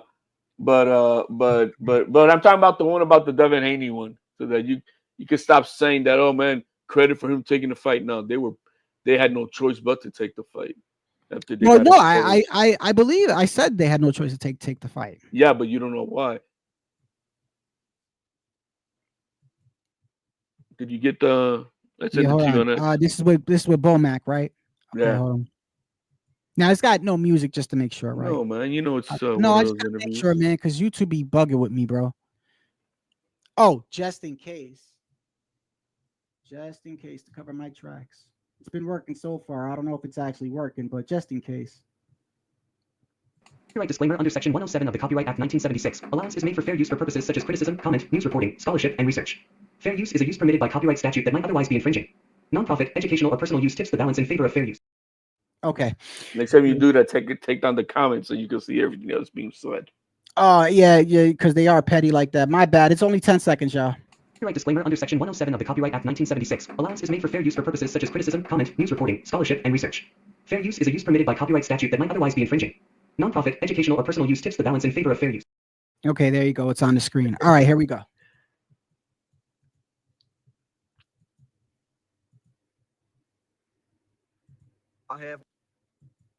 Can you see it, HLD? Because I can't see the screen. Go ahead. Okay. I have got some important questions for you. The main talking point, which we're going to start with, is the weight. How have you felt him? Obviously, we're still a while away, months away. How have you felt him in the gym with this extra weight on him yet? Obviously, not in camp yet, but he's fine, man. Terrence and the team, and we know where we need to be by the time we step in the ring. We got the doctors and the scientists and nutritionists and everybody that's in camp that's going to do their part. Yo, man, you left when he said. No, I can hear everything. We had the doctor. I can hear everything. Hold on. My bad. I'll go back. I can hear everything. The doctors, the scientists. Here we go. Yeah, that's the word. What scientists? And the team, and we know where we need to be by the time we step in the ring. We got the doctors and the scientists and nutritionists and everybody that's in camp that's he separated doctor, nutritionist, and scientists. Scientists, bro. The only scientists I know out there in the streets are the ones who be cooking. You know what I mean? One of the biggest things that I remember, I gotta remember this. It was a long time ago, But during the Devin Haney and the whole, Ryan Garcia thing, I'm pretty sure it was Punch. Punch was talking to Bill Haney, and Bill Haney was like, he said something like, because people had questions like, how did Devin Haney's brother know, and how come all the other tests were clean? And Bill said something like, well, VADA doesn't, disclose the amounts and stuff like that. And I believe, because everybody has saw that famous tweet where Victor Conti's like, he literally had the numbers on there, like the 6.ml, and he said 6 times over. And I believe Punch is like, what are you talking about? Like, Victor Conti, literally, you just told me that they don't put, but he did. He put it up, and then Bill just changes the subject. He goes, it doesn't matter. It doesn't matter. No, it does. It does matter. It does matter, because nothing makes sense. It is no difference than when Victor Conti's over here saying any fighter who gains over 25 pounds after losing weight and comes into a fight and doesn't show any signs of having low energy is using something. And then when you say that and you have a fighter named Devin Haney who does that his whole career, that's suspect. It doesn't make any sense. And that's not just being accusatory. I'm taking your own words, what you're saying. You're saying that. And you remember the clip, I think it was the clip that you showed me, where he said, these guys can't be because Ryan Garcia said tainted supplement. And I remember the clip you sent me where Victor Conti's like, anybody saying that these things are from tainted supplements is a fucking lie, because GNC test them and all that. And then Andre Berto ends up getting popped under snack. And the first thing he says, these are tainted supplements from GNC. And we had both of them on the clip that you showed me. I think I might actually still have it. So first he's like, he's trying to get at Ryan saying that he had a tainted supplement is bullshit, because GNC and all them, they know they don't want to get sued for all that. So they test for all that. And then when Andre Berto gets popped, there's another interview where they're like, Victor, he got popped. How did he get popped? He's in snack. He's like, that's a tainted supplement. 100%. It's a tainted supplement from GNC. It's they're constantly being hypocrites, bro. The one clip that you're talking about is he says that, and then the guy from Water Laboratories is the one with an advisory of tainted supplements from Water Laboratories. Yes. And then also the one, I don't know if you had the one on there where he's on there saying that he believes is it Billy Joe or somebody else? I forgot who it was. It could have been it could have been Adonis Stevenson or some I forgot who it was. It was somebody where he was like, this guy is able to make weight and put on over 20 pounds and come into the ring, and he has all this energy. That's not possible. I do this for a living. That's not possible. He's on something. And then you fucking have Devin Haney who does it all the time. Yeah, so you know what somebody in the chat. What are you saying?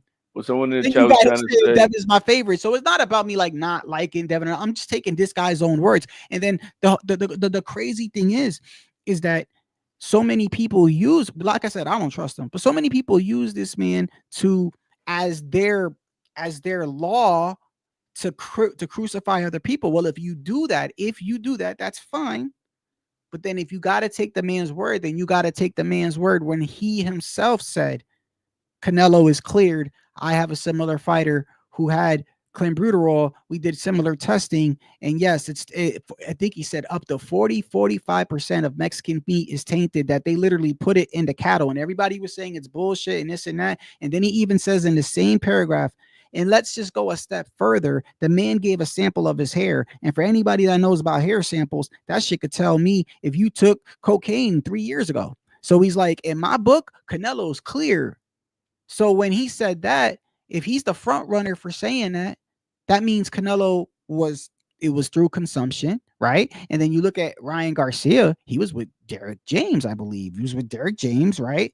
And when the whole scandal happened, and that was all weird in itself, right? So then now you're left, Ryan wasn't with Eddie.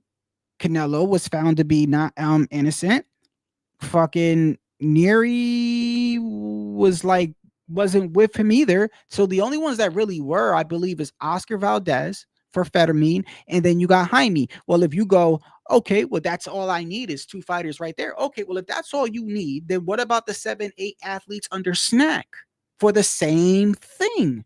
Because you're trying. I mean, it's like, come on, bro. You're How trying. can you pick and choose? Well, because people have biases for their favorite fighters and people, man. It's as simple as that. You know that. I mean, I'm done with the content creators overall in every single one of them, and I mean it.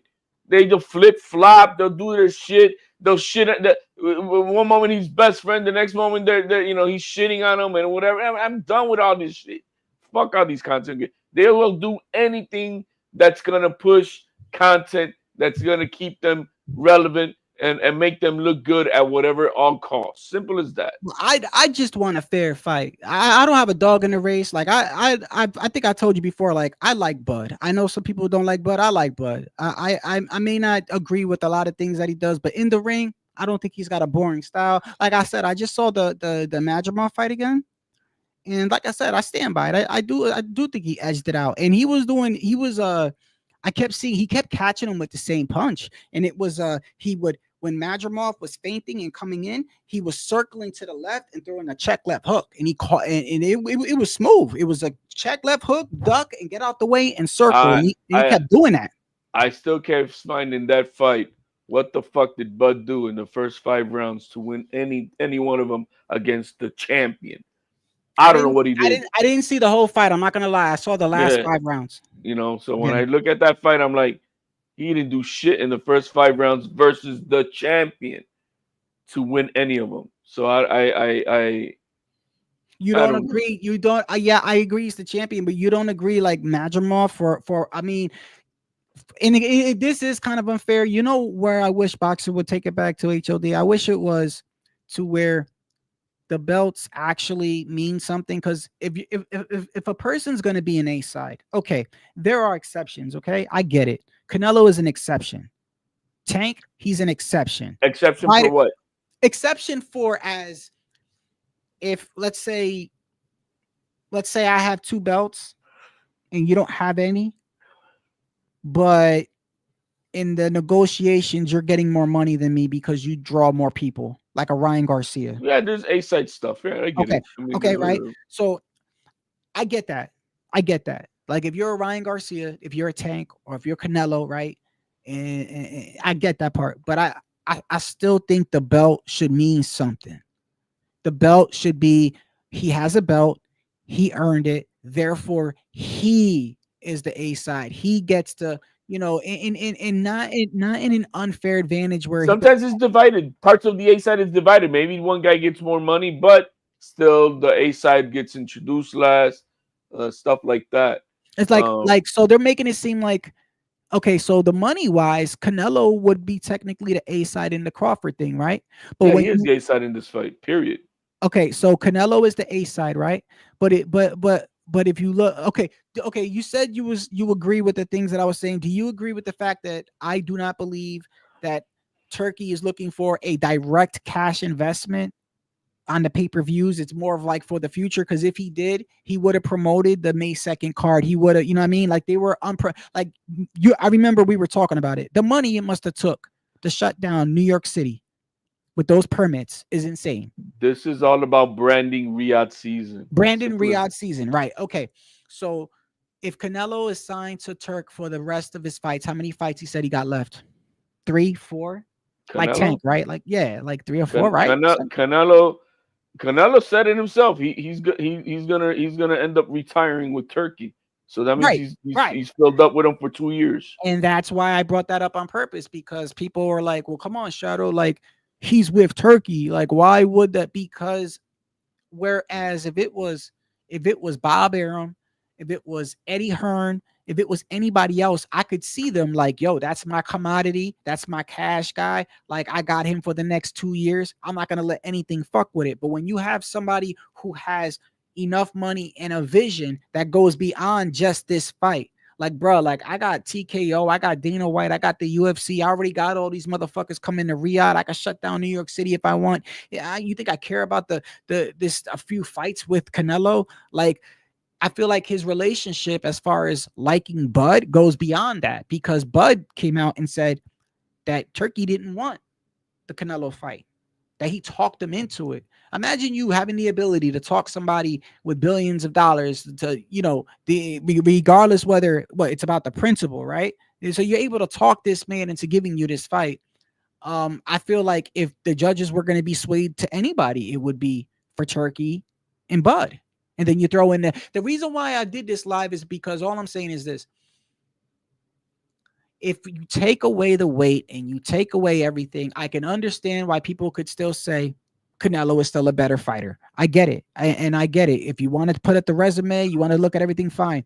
But I look at it like this. Bud is still a Hall of Famer with whether his it's two great fighters. It's two great fighters. It's two great fighters. And so when there's two great fighters, every little bit helps. So now you throw in the massive weight, you're going to need something to compensate for that. And that's where the snack, I believe, the history with everything and about how the media is so biased with it, with the lies and shit. And like you said, people pick and choose. And then you have that. And then you have the fact that Turkey already is like, you know what I mean? So I just want a fair fight. That's it. That's it. That's all I want is a fair fight. But it's kind of hard to like think that. I mean, all I'm saying is this.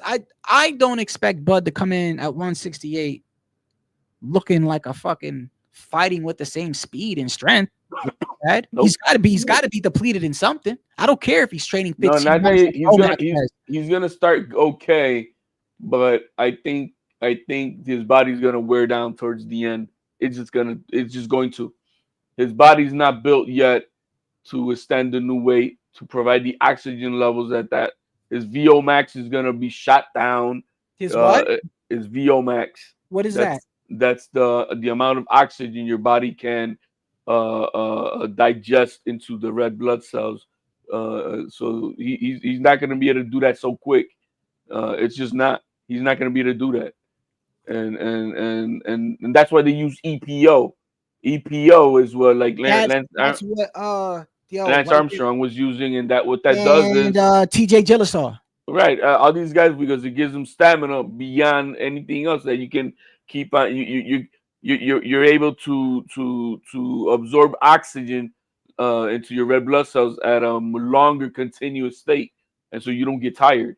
And so that's what EPO does. So look, all I know is Crawford being tested? I don't know if he is being tested. I know he don't want to take a fight. That was going to be my next question. Is I don't know. I don't know if he's being tested. Let me see. And no, because I looked for it. I've been looking for it too. You know, and they still haven't officially announced it. You see what I'm saying? Normally, let's say there's going to be vital testing. It's once it's announced, then they start doing the next day testing.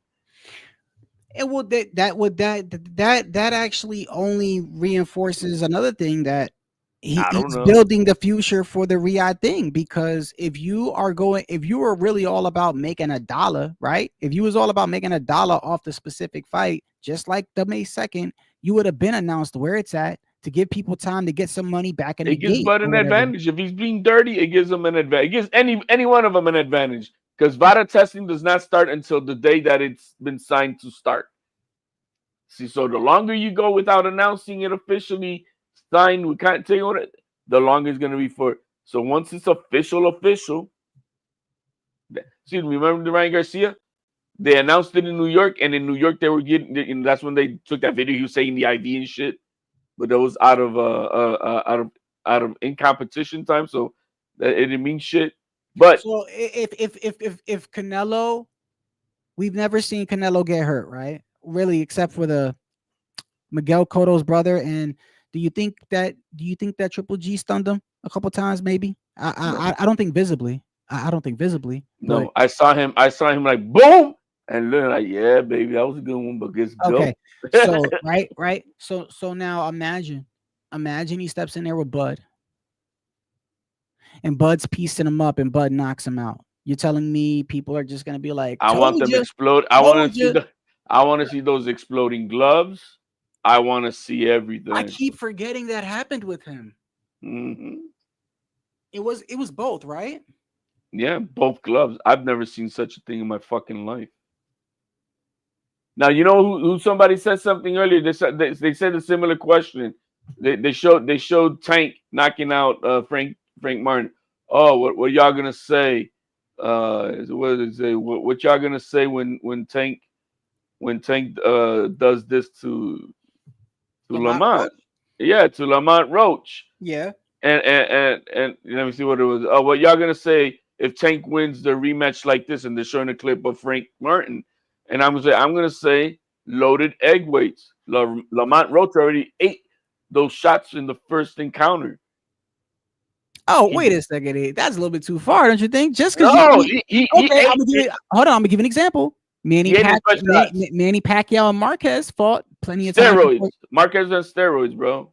Did he get caught with it? No, there were no testing.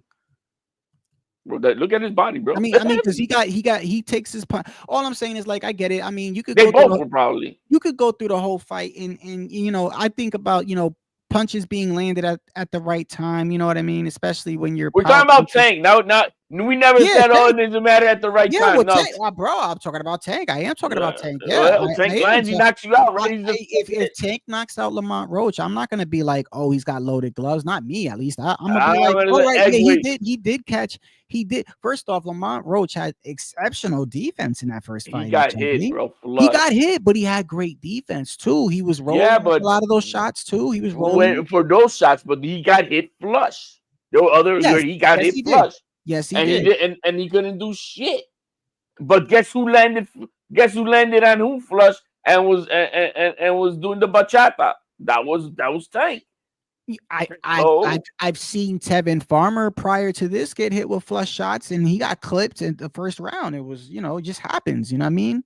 But I hear what you're saying. You're saying we just saw Tank take. I just think it's a little bit different because Tank is known to fucking hit hard as fuck. All I know, it's a little bit different. And so if he wasn't able to do that in the first fight, and he ever do in the second fight, what I'm trying to say by loaded Edwards, he's doing something different because he already ate those shots. He already ate Tank's best shot. Ate him. Yeah, you don't agree with you could catch somebody in the right spot, right place, right time. I mean, we have to see that. If me and you fought, let's say, I'm just saying an example, two people fight, they're outside, right? We fight, we catch each other with clean flush shots. It's possible that if we saw each other the following week and we fight again and one of us get clipped, I've seen shit like that happen. Yeah, but then I would have to see. Then we're watching the replay. Is that, oh shit, he didn't see the punch coming and got clipped. I believe that. I believe that. Okay. I believe that. I believe that. Replay, if you see the like for instance, like how Tank caught Rolly. Yeah, he didn't see it. Or Ryan hit the Dominican guy that we were like, damn, how did that punch? Fortuna, right? Yeah. You don't see it. I'm like, damn. Okay, I get you now. Because if Tank does knock him out, that's how I have it. I think he's gonna be so fast, he's gonna catch him with the shot he doesn't see, bro. Now guess now Jin Sasaki, he totally saw that left punch coming, but he couldn't do shit about it. Brian Norman Jr. is a dog, bro. That kid is dangerous, bro. He's become better. That's what I'm gonna say. We're seeing a young man who's grown in the last 3 to 4 fights now. And you know what I saw right before I went live? I saw the Centillion fight because they posted it on Top Rank last week, and I saw it again today. And you know what I noticed in that fight was in the first round up to the third round, he was catching Centillion and he was catching Norman, and they were both catching each other. But it was very evident that Norman Jr. was able to eat those punches, and he was wearing Centillion down. He already had him busted up by the end of the round 2. He had his face busted open. And even though Centillion was still landing shots, he was still catching them. And Brian Norman Jr., you know, he was getting caught on the ropes. But even when he was on the ropes, he was fighting his way out the ropes. That kid's a dog, bro. And he kept coming forward like there. And you know what I like about Brian Norman Jr.? When he gets caught with a good shot, there was like 3 or 4 times during the fight where he got caught and he looked at Centillion like, good shit. He was No, like, good but it was shit. Yeah. they were both getting whooped. They were both whooping each other. But at the end of the day, towards the last 2 rounds, one guy was out wearing out, like his resistance wore down, Mhm. and he wore him out. He wore him out. You know what I mean? And so that's what happened in that fight. Uh, but bro, he's gonna. Um, I don't think the fight's gonna happen though. I still don't. I don't. you think well, I'll tell you what, if Haney pulls out, he's gonna get a onslaught, bro. What fight I'm really interested in seeing? Um, I really want to see how Shakur's gonna do against Cepeda, bro. I really do. A I lot of people are really saying that they saw his hands on a workout, maybe, and they said it looked like he's doing good, like because he did a treatment. I forgot the name of it. Maybe he's good, man. I I hope so think because you know what, bro? I get these feelings, and a lot of times, sometimes I'm wrong, but sometimes I'm real accurate. I think Shakur is gonna make this fight. If I just keep getting this feeling, like I know a lot of people think it's gonna be a worn out war, and Shakur is gonna be doing good in the beginning, and later down the stretch, Cepeda's maybe gonna start pouring it on. I don't know. I think like he's gonna get into a groove and just stay in that groove. He's gonna we'll see. he's gonna stay in it, bro. Probably. And it's gonna be like at the end of the fight. I feel like people are gonna be like Shakur won that, and he's gonna have to. And the thing is, with Cepeda, you have you know what I mean. He forces you to, if you're gonna spend more energy moving away from him. You know what I mean? Then you are if you stand there from time to time and fire back. You're gonna waste so much more energy because he does not stop. This is and I'm watching the Zapata fight, and I'm start hearing the commentator. It looks like Zapata's slowing down. You can see it visibly. He's slowing down, and you know what slowing down means? Oh, he was throwing 150 punches around, and now he's throwing 90. Yeah. And he's Yeah, slowing down, that dude motherfucking doesn't 90 stop, punches. bro. He does not, and I feel like Shakur is gonna waste so much energy just trying to avoid him. He's gonna have to stand there. Like you're better off standing your ground and just absorbing some of those punches and firing back than you are to just keep going. You know what I mean? I don't know. I think Shakur is gonna do it. I'm interested in seeing Berlanga, bro. This motherfucker. You know why Berlanga reminds me every day why I don't like him. He reminds me. He's sitting there talking, and you know what he says? Yo, he's got the mentality of like a teenager, bro. He tells Shiraz, you know what Canelo told me, right? Shiraz don't give two fucks what Canelo told you, Berlanga. He doesn't care. He's like, Canelo told me that I got this and I got that. Like, as if he's gonna say that to Shiraz, and Shiraz gonna be like, really? Canelo told you that? Oh, well, that's different. I didn't know that. Like, he's like a kid, bro. He chirps that New York shit, you know what I mean? And I Yeah. mean, it is what it is. But it's who he is. I like this Berlanga better than all that Puerto Rico thing and all that. Be New Yorker, motherfucker. You a New Yorker. He's definitely a New Yorker, bro. Be a New Yorker and be that. That's who the fuck you really are, and I'm okay with that. But don't be faking that other shit. I didn't like that. But this right here, you think Shiraz is gonna beat him? no, I think he's gonna get knocked the fuck out. You think Shiraz is gonna get knocked out? Yeah, I think so. I think I've seen the well, I mean, based on this. The Berlanga that I saw the fight maybe I don't know about a week ago or so again. This is why And the Berlanga that I saw versus Canelo, yeah. that's the Berlanga I need to see. Well, okay. A boxer. I was just about to say, if you take the Berlanga that fought Canelo, right, and you look at the Adames fight, right? So Adames, I think, won that fight, but I don't think Adames clearly won the fight. Like, I guess you could say he did, but it wasn't like a one-sided. Like, Shiraz was doing his thing too, and I believe Adames is a more superior boxer than Berlanga is. Now, I know it's different styles, right? I know Berlanga's bigger, and Berlanga did show that he could box against Canelo. But I think that Shiraz was able to hold his own against Adames. Adames is good, man. He's good. And he was able to hold his own against him. And I don't know if Berlanga has that in ring, like I don't count his experience, like those 15, that's hardly even experience. Like he's got more experience from his 16th, 17th, 18th fight, all those fights that were like really lackluster. To me, that's his experience fights. Those first rounds at top rank, the first 15, 16, those are like showcase. Like half of them dudes didn't even throw punches. They were terrible. They had the Mike Tyson syndrome where they were like they were like you know, he's got the name. And I remember the one dude Berlanga knocked out, he threw 2 punches. Like he didn't even defend himself. It's like he knew he was there for a sacrificial lamb. And you know, they're probably scared of his power, like that effect that Mike used to have. And I ain't calling him Mike, but I'm just saying people used to be intimidated by Mike so much that they just negated their offense. They were so concentrating on defense. I saw so many guys doing that against Berlanga, bro. They were so concentrating on defense because he had that name built up. But the moment he fought a motherfucker that didn't care about none of that, he had problems. Now he's gotten better over the years, but I think since Shiraz was able to hold his own against Adames, I don't know, man. I know he's moving up in weight, right? What is it? What is the weight that? What is it from? Where are they fighting at? 168? Yeah, they were 168. Adames was at 160, right? I think so. Oh, let's not forget. Berlanga came in at 200 and something pounds when he fought Canelo, so he rehydrates like a mug, bro.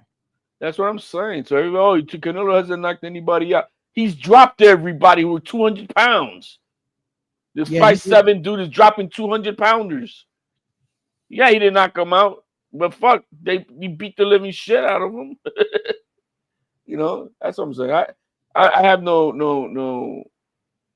you know, I have no, like I said, I know Canelo's gonna whoop this dude's ass.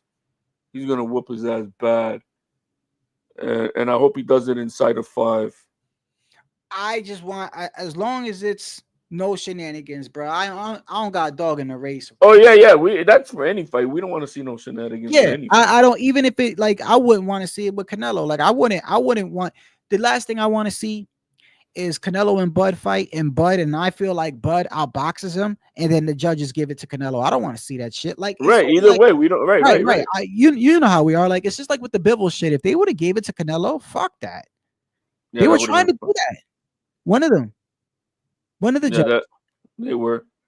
It was a little closer than the other cards, it but close. And the guy was trying to give it like a, what do you make it, like a 115, 113? It wasn't a 115, 113.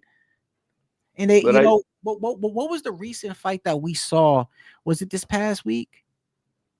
What was the fight that I saw where we were looking at the scorecards and we were like, they're gonna try to rob them, and then they didn't though. One of the judges tried to be on that bullshit, and the other two were like, nah. Was it the it was recent. One of the judges was like, and we were like, nah, hell no, they ain't gonna do that. I gotta go look it up. But anything else? Huh? It was recent though. It was recent. And we were all like, yo, he got it, he did good. And then they get to the scorecards, and the first thing they read is 115, 113, and we were like, whoa, wait a second. It was not that close. Let me see. Hold on real quick before I get out of here. What was can you go backwards with the schedule, HOD? Can I go boxing schedule backwards? No? Is that like an atlas or something? No, I don't. I when it comes to looking for schedules of fights, I'm fights. Yeah, I'm kind of sucky at it.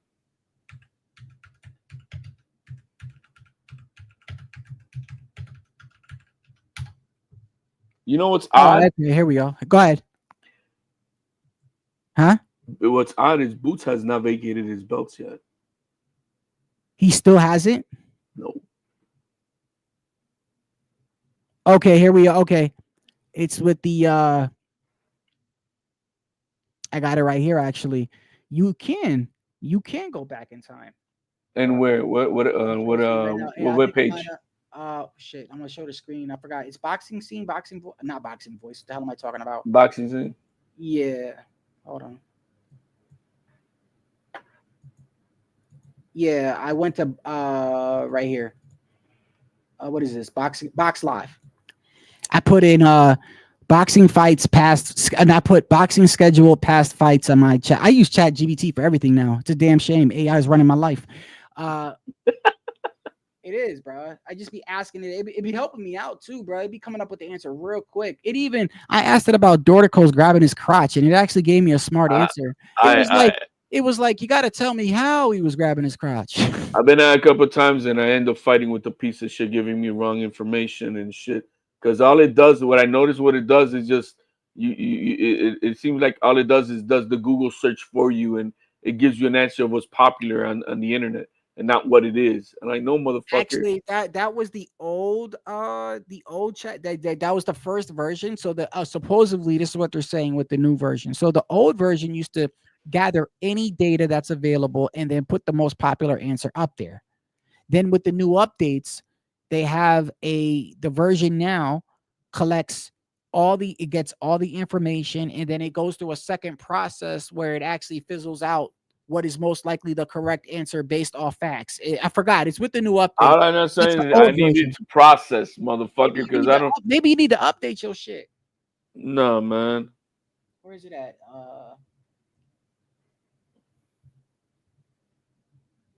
Oh, Wilder. I forgot he even fought. Oh, you know, like for an example, I no, not too long ago, I asked him like, I already knew the answer. What's the latest, most powerful GPU process out there? We all know it's the RTX 5090. Yeah. Right? So I asked it that. And it was telling me the 4070 and something like. Oh, it was giving you the last generation? It went like, yo, and like, are you sure this and that? Oh, yeah, from all the things that I searched you, and like, I cussed it out. You piece of shit, you fucking trash can machine. You're lying to me. Yeah, that's wrong. That's wrong. You know what it could have been? Oh, I think you know what it could have been. It could have been the Dorticos. Let me look at the cards on here. I think it was the Dorticos fight because Dorticos won the first 5 rounds or 6 rounds. Let me see.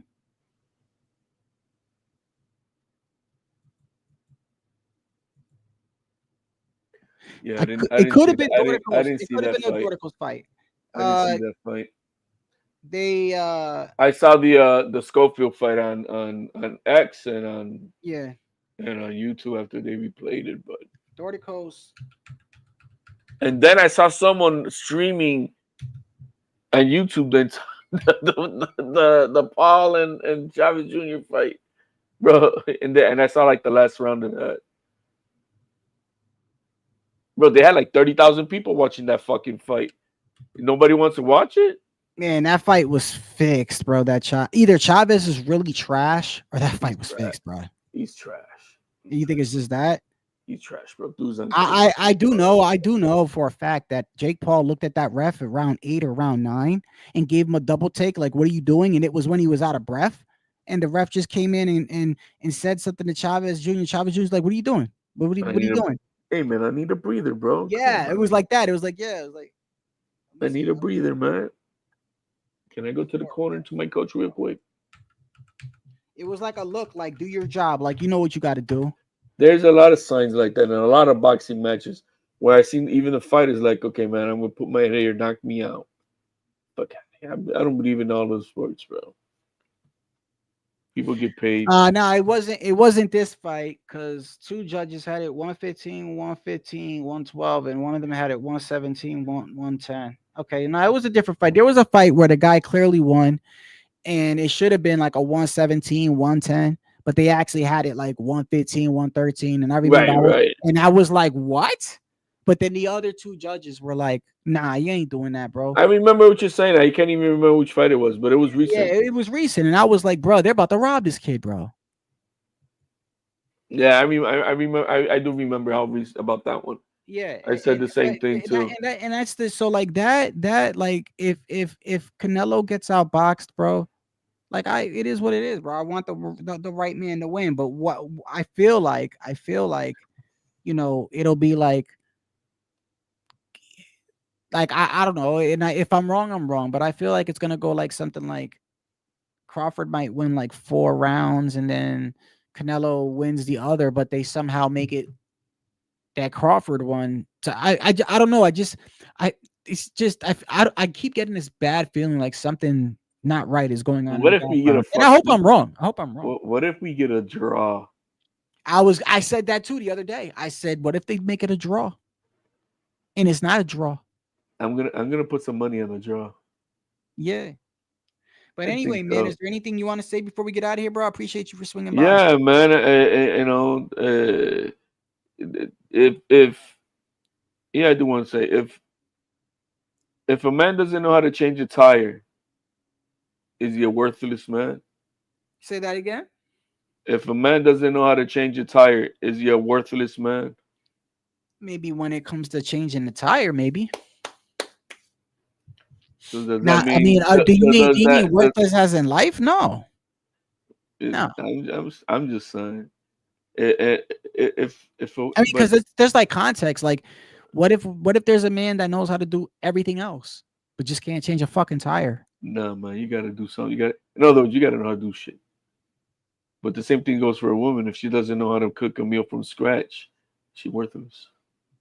Oh, I see what you're saying. You're like old fashioned. I see what you're saying, but I guarantee you, if you're with a woman and she can't cook, you're probably with her for other things, brother. Well, the reason I think I saw that I was searching, but the reason I said it because they asked two women that they were so quick to say, "Yeah, he's worthless." And so the guy said, "So that means if a woman doesn't know how to cook a meal from scratch, is she worthless?" And they're like,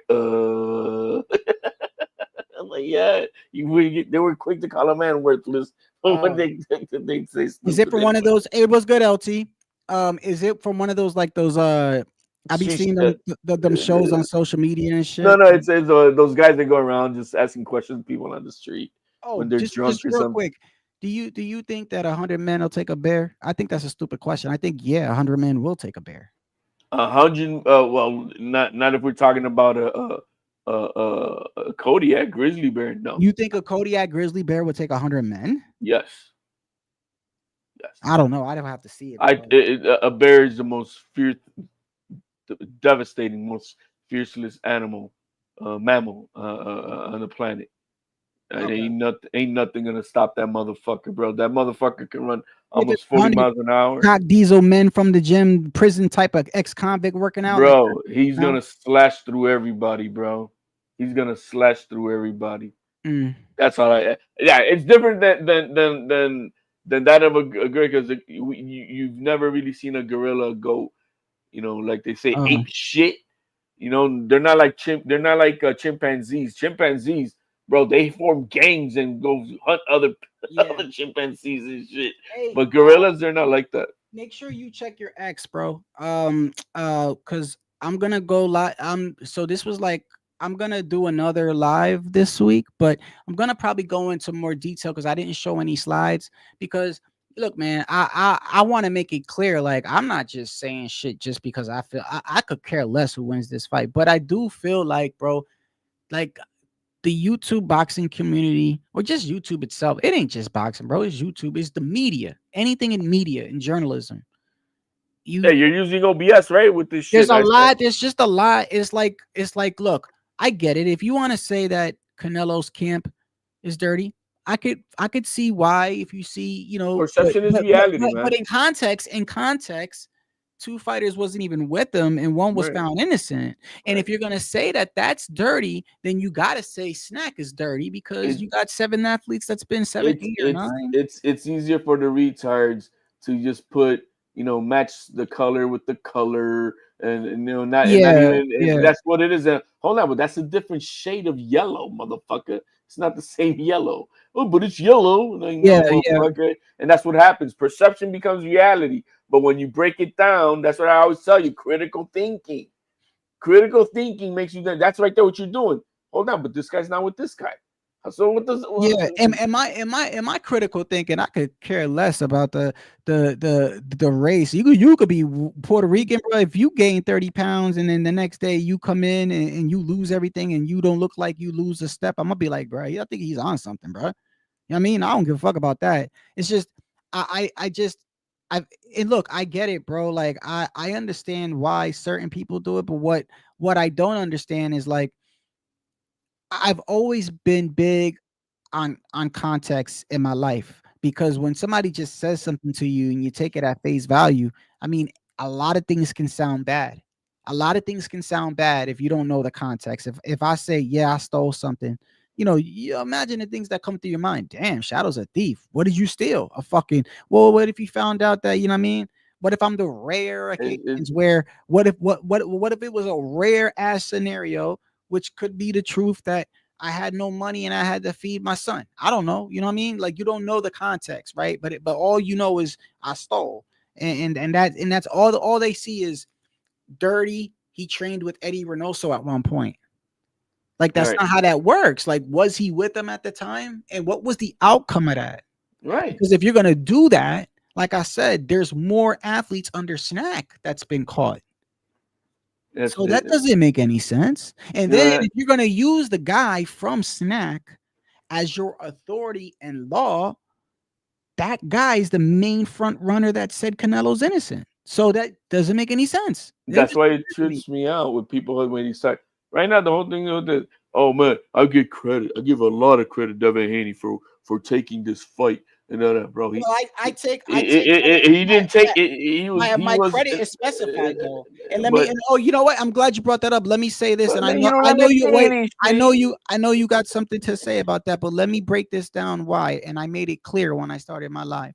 When I say I do give him credit, but it's just like when I say that I feel like he has heart. There's different types of heart. When people hear heart, they just think it's just one. There's different types of heart. If I get dropped in a fight and I get up, and I'm like, I'm gonna get that back and I'm gonna knock you out. That's that dog heart, right? But then there's the other type of heart where I don't want to become a meme. I don't want to get made fun of. So I'm gonna get up and just survive. That's a different type of heart. When I get, let me finish because I want to make it clear because I know you got a whole bunch of shit to say about the subject. When I say that he gets my respect, it's because of the context of the whole situation. Turkey already had it mapped out at May 2nd, who he thought was going to happen. He thought he was going to get a Ryan Garcia and a Devin Haney rematch. He did not foresee the bad performances. He did not foresee Ryan losing. He did not foresee Boots not wanting to fight T.O. and he did not foresee the T.O. when the T.O. and Devin thing, he probably thought he did not foresee T.O. calling him a dictator and all this other shit.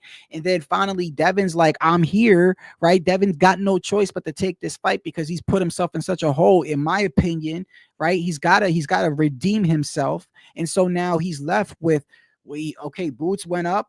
T.O. with the whole that shit didn't work out. Ryan's nowhere to be found. Ryan's nowhere to be found, right? And now he's stepping up to sign the contract. No, he's not stepping up.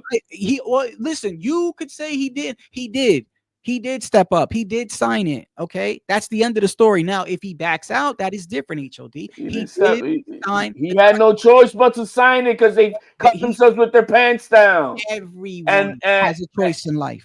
They didn't. See, that's the narrative. The truth is, when we saw what happened in Coach Malachi, you know who confirmed that for me this morning? Showbiz. HOD, Showbiz confirmed it. You said yourself that when it came to the what was it, if you come in overweight and you can't fight or something like that, and I was like, everyone has a choice, right? And then if you're saying Devin, so you're telling me that first off, I started my live saying Devin doesn't have no choice but to sign it regardless of whatever the reason is. Pants are caught down, whatever. Context matters, like you just said, and now you're throwing it away. Context matters, but at the end of the day, it's the same thing. He put himself in a position where he had to do this, regardless of who did it. Regardless of I don't care who the fuck did it. The Haney can't put themselves in a position where he had to take this fight. That's the first thing I even said. It doesn't matter how you feel about it or not. He didn't have to do it though. He didn't have to. Nobody put a fucking gun to his head and said, Devin, if you don't do this, I'm gonna blow your brains out. Nobody said that.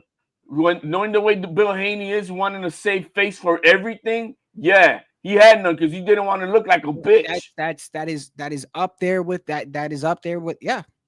That also goes with when he says he put the blame on himself for fucking Devin not fighting the way that he did. And that's a lie too, because I watched the fight and he was telling his son in the corner to calm down. I even said I don't believe that either. Settle down. I'm trying to tell you. That's what I'm trying saying. to tell The you. sun settled down. He's saying that he put the blame on himself. And I said, that doesn't matter whether he did or not. You're the one in the ring. So even if your father's telling you to do something, you're in the ring. You're a grown ass man. You know, where's your confidence? Okay. I can tell you this right now. I love my father to death, and my father was killed. And to this day, I still think about why did he die and why did that person kill him? I'm still a grown man. If my father's telling me to do something and I feel like I have the confidence to add on to that or to do something else, I stand on my own 2 feet. So regardless if Bill wants to put the blame on him and say, don't blame my son, blame me. I told him Devin is a grown ass man and you never let him speak for himself. So I still put the blame on Devin, regardless of how they got into their situation. Their decisions put them in a situation where they felt like they had no choice but to fight Brian Norman Jr. How do we know that? Because Brian Norman Jr. is not overhyped. He's a dangerous ass fighter. So if you're going to try to redeem yourself or save yourself because your decisions put you out there with your pants down or whatever it is, believe me, if they had any other way, they wouldn't fight Brian Norman Jr. But they got no choice. And for that reason alone, I said I give them respect because I do put blame on T.O. T.O. opens his mouth and says some crazy shit. Now he had to pay for that, because, you know, just doing the stupid shit that he does. And Boots is to blame for not fucking stepping up and fighting. And Ryan is to blame for losing against Rolly. So everybody has a blame in this shit. But at the end of the day, we're getting Brian Norman Jr. and Devin. And that's the fight I wanted anyway. I did not want to see Devin and T.O. I wanted to see Devin fight Brian Norman Jr. The reason why I want to see him fight Brian Norman Jr. is because I feel like if Devin's going to redeem himself, he needs to redeem himself off a fighter like that. And Brian Norman Jr. not taking it off the bat. This fight is not happening. I'm putting almost money. That fight is not happening. He's gonna redeem himself by rebuilding and then think about what happens. Think about what happens if you don't take that fight after Turkey. You know how Turkey went out of his way to say Devin will fight anybody. I respect that. No, but right? you're not understanding. Turkey went behind Bill Haney's back. Bill Haney made a list. Bill Haney made a list, a wish list with Nestor Gibbs, and trying to make you some type of official list. But in the meantime, the problem with T.O. and Devin Haney was 2 things: money and the weight. I'm the 140 champion. You need to come to me to fight at 140. You have nothing for me to offer me to give you the one who go up to 147. Then they went up to Hitchens at the and Hitchens. Hey, I'm the champion. You coming to me at 140? Oh, why don't you come to 147? Bro, I'm the champion. That's why. But that nothing you're gonna tell me is gonna okay fucking T.O. saying dictator. Nothing. That has nothing to do with it. Why are you bringing it in? We're not even talking about that. Because T.O. That's conflating another point just to make yourself right. Because T.O. admitted that actually hurt. It hurt negotiations. It hurt because you need to learn to fucking stop acting like a fucking kid. But that has nothing to do with what I'm talking about with how Devin Haney is. You see, you're going into something else right now, Shadow. That has nothing to do with how they got squared with their pants down and had to get this fight. They made a wish list. They were woofing it around, blah, blah, blah, right? Hey, I'm going to want to fight all these 10 guys. In the meantime, Turkey went behind their back, hired Norman Jr. You want to fight Devin Haney? I was trying to tell you that the other day, and you told me I was wrong. Never. Motherfucker, you're gonna piss me off, HLD, because that's what got me mad and flipped out on you. Because I literally had a video made where Brian Norman Jr. was fucking upset, saying, Bill didn't even know that Turkey came to me. And I was saying that to you, and before I could say anything, you cut me off and said, no, don't even get me started. That's the clip that I'm trying. I didn't put the video. That's the clip. That's the right now. I have the 12. Oh, it's a 38-minute clip. That's why I couldn't send it to you. Don't, bro. Just that I know he said that. I know he said that Turkey came to him, not Bill, not Devin. Turkey came to him. And that's why he was like, I know this fight's gonna happen. I know because it's in my hands. I have the ball. Oh, that was yesterday when we were talking. And the TBV. No, brother. That was on TBV. What you're talking about was on TBV. Regardless of what it is, HOD, I was telling you that. Yes, on TBV. But I'm telling you that this was a conversation with Bill Haney and Brian Norman Sr. hitting each other up. All I know is this, bro. All I know is this. I know for a fact that he went to Brian Norman Jr. before Bill and Yes. fucking Devin knew. Yes. And that's what I was saying the other day when I was talking to you. I know that for a fact because I still have the video. I still have the date on it. Yeah. Well, yeah. That's the next. So that's if the, that's that's what the you're gonna TV. use, No, as, no, if no. that's what That's you're gonna not. use as taking the pants down or whatever, it No. doesn't matter. At the end of the day, the Haneys put themselves in a position Yeah. where they have to fight Brian Norman Jr. Now you don't give him respect for that, but that's fine. But he don't have to sign that. That's where you're missing This the is point. how he caught his He pants don't down. have Listen. to sign it if he don't want Listen. to. He's got money. He's got Listen. money. He could say No, he don't. he could No, say. they He does have broke. money. He could say, so you're telling me that if Devin Haney doesn't sign the contract, somebody's gonna come to his house and put a fucking bullet in his head? HOD? Is that what you're telling me? No, I'm telling you that the house in Vegas is for sale. Okay. No. But does he have to sign the fight, HOD? No. Listen So to stop this. playing games with me, Listen bro. to this. Hold on. Stop playing because you're making it seem like he has to do it. If he don't, his life's Listen. over. Nobody ever is for you. Always have a choice in life, bro. Now you might feel like you have to sign it because your career is in a bad situation. That's the same shit I'm saying. We're saying the same shit. It's just you got mayo on it. I got mustard. It's the same shit. He's forced to fight Brian Norman Jr. If What he you had, he would fight somebody else. HOD. what you had was from I know what I had. from the Boxing Voice. No. That was from the Boxing Voice. What I have is what, and I mean everybody's seen it. The one that was on Coach Malachi. That's not what I had. Well, it wasn't involving both of them at the same time. Nope, it wasn't with both of them. No, it wasn't. Exactly my point. Right, because I don't need to hear both of them when I got Brian Norman Jr. saying the same exact shit days before. You're not. It's like saying I need to hear them both on the phone say the same thing when one motherfucker's been saying the same thing already. Do you know that Bill Haney called Tay Jones? Yes, we talked about that night. That's where I'm talking about. He got his pants down. They were trying to kill the fight, and so they're live on Coach Malachi, and Norman seems to look, man. You don't want me to tell? All right, man. You called this dude so and so. You told him you want to dead the fight. That you're waiting for the Shakur fight to happen so you can offer the fight to Shakur. Oh, you learned that. Put Tay Jones on the phone. Oh, you want me to call Tay Jones? And they put Tay Jones on the line. And Tay Jones didn't want to give up on that. Yo, man, this guy's got me pressed. Tell him. You called me, Bill. You want to dead the fight. Blah, blah. You want to get this fight for it. Bro. And that's when he started calling him. Bro, Bill Haney called his mother a bitch. You heard all that, right? Yes. Right. So that's what he got with his pants down. Because what he's going to say, I've been saying I want this fight, but now I want to kill it. You have no choice but to sign it now, fool. Well, the one I have is with, once again, I'm going to say it one last time and I got to go because I'm tired. I got Brian Norman Jr., Sr. saying the same thing, but saying Turkey came to me. I know for a fact the fight's happening. It doesn't matter what Bill is trying to do or whatever. If they want to back out, that's on them. But people are going around saying the fight isn't going to happen when I know for a fact it's happening. That's what I have him saying. Oh, dear. There you go. I got it for you. Okay. 52 seconds. 52 So seconds. anything else before we get out of here? Because I gotta go, man. I'm tired. No, man, because I'm frustrated because I was trying to say this. I don't blame you because it's what I was telling you that what you have. Matter of fact, it ain't just you, by the way. It ain't. No, it doesn't matter, bro. I don't think what I'm trying to say was that what you had was a singular conversation of just one person. This right here is between both of them going at each other. And for the first time, this laughing hyena guy, he stayed out of it. He let them go at it. Right. And, I mean, regardless if that conversation happened, what I'm trying to tell you, HOD, is that yes, if you want to add on the fact that he was trying to back out the fight, I hear what you're saying. You're saying the Haneys were trying to back out the fight, which is one of the reasons why you said the other day the fight isn't going to happen. I understand that, HOD.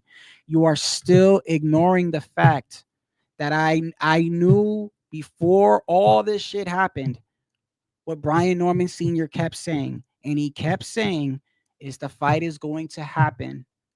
And because I know, because it's in the only way it doesn't happen is if they back out. Was that a Mill City? No. Once again, no. Because we Was talked not on about Mill that. City. You was on Mill City when I saw you there. You was on Right, there. right. That we talked about it that wasn't one on day. Mill City. I'll show it to you next time, bro, because it's in my SSD file, bro. Yeah, Anything else? I sent you the clip for next time on your X, All right, man. I which appreciate is you. part Bro. of the whole too. Hey, hey, hey! Yeah. Give me a smile, man, Poppy. It's everything's good, bro. It's all good, man. Don't worry about it. Yo, just keep your X on, bro. I'll go live. The next time I go live, I hit you up and let you know before I go in, because I think the next time I go live, I want to go more into the I wanted to ask you real quick. You're using OBS, right? Because I see you have like a little thing floating in the background. What do you mean? You have an overlay, right, with the like crystals. I don't know what you call that. Oh, this. Yeah, that, bro. That's Hold on. that's that OBS shit, right? That you can No, this get is a overlay and put it over. okay. So this, you're talking about that right there, right? Yeah, yeah, No, yeah. that's not OBS. What is it? That's okay. So that's through StreamYard. It's just one of the perks that you have on StreamYard with your membership, which I'm not going to be having anymore. But it doesn't once it ends. But it doesn't matter, because I believe you could do the similar thing with Streamlabs as well. But when you're in StreamYard and you go all the way down to style, you click down on, I'm sorry, media assets. You click on media assets and you go down, and you got 3 sections. You got one section where you could show pictures like this, right? And then you have another section where you have to upload the pictures. Yes, you have to upload the picture. Well, I mean, it's your, like, for instance, there's like there's these so now, depending on your membership, I'm just gonna give you an example. Right. So let's Just say give me how yours. Don't explain the membership. Okay, I'll explain mine. Okay, so Yeah. on mine, when you open it up, you're gonna have a screenshot with a whole bunch of pluses, right? There's spaces, right? You could fill all these spaces up with pictures, and then you only have a certain amount. They're full, but when you want to take them out, you just delete one, and like a SSD, right? So you have a certain amount. After that space, you come down, and now you have your little clips and videos that you show, like what Tony Montana said. I know you wanted that gold medal. Please, I don't have any time.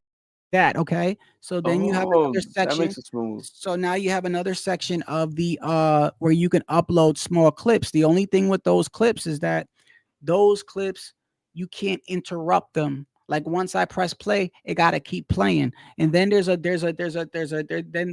you got the share screen present file, where I could go directly through here and I could share an actual longer video. And with that, I'm able to pause, rewind, and everything like that. And then finally, all the way down on the bottom, you got something called background themes.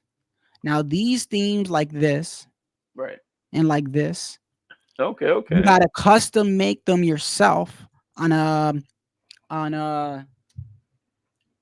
you could go wherever you want to custom make it, but I believe I used something like one of the paint type of apps, like Canvas or some other ones, but basically, and they have samples and shit too that you can grab or whatever. They have samples, but you got to just take your time and make one. Once you make one, though, right, then you got to compress it. If you ever get to that stage, let me know, because then you just got to go to there's this free thing. It's like a free, because the thing that people get confused with this right here is when you come to this background, let's say you go to another app and you make this, right? When you go to upload it here, a lot of times what happens is when you go to upload it, it's going to tell you file is too big. Well, there's a way to get around that. All you got to do is just lower the compression. Now you're gonna lose some of the resolution, but really, who the fuck you can't really tell. I mean, so the background of here is technically supposed to be a lot clearer, but I compressed it so it's a little blurrier, but it still fits. Now, I don't know how it works with Streamlabs and everything else. You might be able to just upload it. You might lose a lot of these functions, bro. Huh? Yeah, but they're charging $50 a month, bro. Damn, bro, that's a lot, bro. $50 a month they're charging. No, and that's a lot, that's bro. for my membership. Bro, for that's more than Netflix, bro. It's too expensive. Yeah, man. I believe the reason why that they're actually charging $50 is because of Streamlabs and other apps that are they're cheaper. And I've seen people use Streamlabs. So I went over there and I had like a free trial. And when I went on there, it's very similar to all of this. Copyright disclaimer under Section 107 of the different with how you maneuver, but it's the same thing. And their memberships are so much cheaper. And I think StreamYard saw that, and they either panicked or they added on more features to kind of make people be like, oh, look, this is more better. But really, they didn't really add on much. But a lot of things are shutting down. Like there's a lot of like there's a software app I got to stop using too, because they upped that membership. I could just go use another one to edit. I'm not going to sit here and pay $50 a month for this, then pay $40 every 3 months to edit my videos, then pay another $25 a month because I want to use some music, then pay another $15 a month because I want to use sound effects. That's how they keep getting you. And then next thing you know, you're paying Next like you know, you got a whole $100 bunch of something dollars subscriptions. a month. Motherfucker, I'm not showbiz making all this money and shit, motherfucker. Like, I don't need, you know what I mean? So it's like, I'm gonna find one. I already found one where it has a little bit of everything for like maybe $30 a month. Because what's going to end up happening is you're gonna get something like this, and you're gonna be like, oh, good, I can add videos. Then you're gonna want to find videos that you could add without being copyrighted. So then you want to find music for your opener or whatever, right? Well, then you're gonna find out that's gonna cost you $15, $20. Then you want to start using all these stuff to edit, right? And because you don't want to use the bare bones one. The motherfuckers online on YouTube right now. That's gonna. You know how people are playing videos of music videos and they don't get shut down. I'm like, oh, why doesn't this person don't get shut down? Because YouTube, if you go on YouTube, YouTube just started about 2 years ago. You can actually go on YouTube and go to your account, and YouTube actually has commercial-free music that you can actually. I think you pay a small fee a month, and you're allowed to actually play certain videos. And as long as you put the person's thing in there, as long as you put it in the link, they ain't gonna copyright. No, but I've seen people put like movies clips and shit, and they don't get shut down for nothing. And I'm like, what the fuck? It's the movie clip has got to be short. You can't fucking play a whole scene. Kind of crazy, man. You can't play. You can't like this. This isn't mine. Why are you running? Why? Under 10 seconds. Now, if you take something like off like X or something, I think, or something, or short, I think it's okay. Like this is 30 seconds. Are you threatening me? Okay. I'm telling you right now, bud. I'm the wrong dude. Okay? What the hell is that? This. That's what it is, bud. Listen, I don't want to hurt you. Kumite. Have you ever heard of a Kumite? 1987 Kumite champion right here, bud. These right here, go that way. Stupid shit like that. Hold on one second. But I'm saying like legitimate movie clips. Hey, Pancho, my guy, thank you, brother. I appreciate. Hey, Pancho, where you been, brother? This is my guy right here, man. Where you been, man? Hey, what's going on? I was wondering where Pancho. Well, you remember when Pancho came on that time I went to the store? Yeah. He kept us busy. He kept me busy with him when he went on. Pancho's my guy, bro. Pancho's my guy, bro. I was wondering where you been at, bro. Appreciate you, brother. Thank you so much. Shadow Ghost, HLD, the goats. Well, I don't know about HLD, but I know you. No, I'm just playing. I'm the guat. Did you hear how BLK Prime called HLD gets on my nerves, but the one thing I know is this. One thing I know about HLD, and I'm gonna say it is, look, man, I argue with this kid all the time, but he stands on what he believes, and I know he means well, and I know he doesn't come here to purposely disrespect me. He may, I know sometimes you talk over.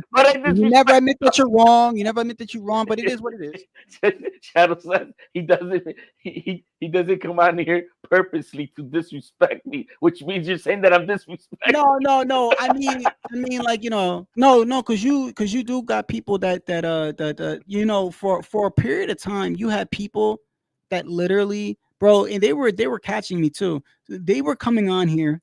And you gotta be a super troll to do this, bro. I mean, I actually give them credit. I actually gave these guys credit. They would come on here and be listening to my live and actually be sending supporting comments as I'm talking, right? Like, yeah, Shadow, facts, Shadow. And I'm like, oh shit, okay, I don't know who this guy is, right? Because I'll see the name. I'm like, who is this guy, right? I'm just using LT as an example. He'd be like, what's good, Shadow? Facts. Oh, yeah, all right. And I'm like, oh, shitty, all right. I got a new subscriber, right? And then I'll go and drop the link and they'll pop up. And I'm like, oh, it's the same guy that was giving me. And then boom, a big dick on the screen. Man, so they'll go deep undercover to try to play you. They will go deep undercover. And I'm like, that is way too much work, bro. That is way too much work to Yo, do something you like gotta that. be sick in the head, bro. You gotta be. And then and it's almost like it's like I know there's people that don't watch me and don't like me. I don't care about that, bro. Because at the end of the day, bro, if they keep coming back, they do like what they watch. I don't know why they are the way they are, but I've been telling them, you know, the best way to hurt anybody, I feel like in social media, especially with the way that they changed the analytics now, the best thing to do is just really not watch or hit anything. Like even a thumbs down. I think I told you this the other day. I didn't even notice it. I disagree with it. I feel like if your content is trash, somebody should be able to tell you it's trash. Like if I disagree with your shit, I should be able to say I don't like your shit. But because of bullying and because people are just trolls and just hate people, and because of everything, YouTube is smart. They just made it so that thumbs up, thumbs down does the same exact thing because they make the same amount of money. And I told you the example that they gave. It was 4,000 views and 4,000 likes, 4,000 views and 4,000 dislikes. Well, to them, they're saying it's the same exact thing. They still got 4,000 views. And even though 4,000 people didn't like it, they still engaged by hitting the button. Right. These people hit the button this way, but to them, it's the same amount of money. It's the same amount of watch hours, same amount. So they're trying to say the best thing to do is just, if you really don't like somebody, just don't do nothing. Don't watch them. Don't do nothing. Because any type of engagement, click, thumbs down, they've actually, now you got people making hate content. They make hate content because they know people are going to hit the thumbs down, but they know that boosts up the algorithm. So they purposely come on and just disrespect everybody, and they want you to hate them. I'm not doing that, bro.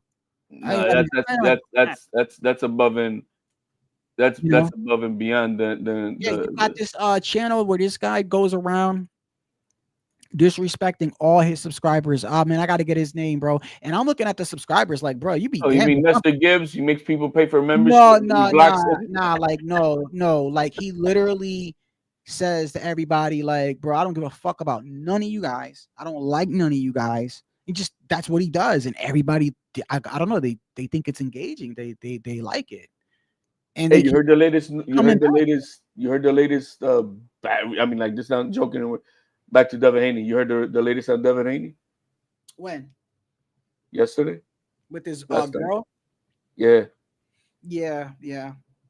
I mean, with women, man, you know, I know I felt like making fun of him, but you know, when it comes to women, man, you know, he should have known what he was getting into. So yeah, but it was funny because Turkey goes, "Oh, Devin Haney will take on anybody." I respect that. And then TMZ comes out, "Oh, he pushed his girl and shit." I'm like, what the fuck?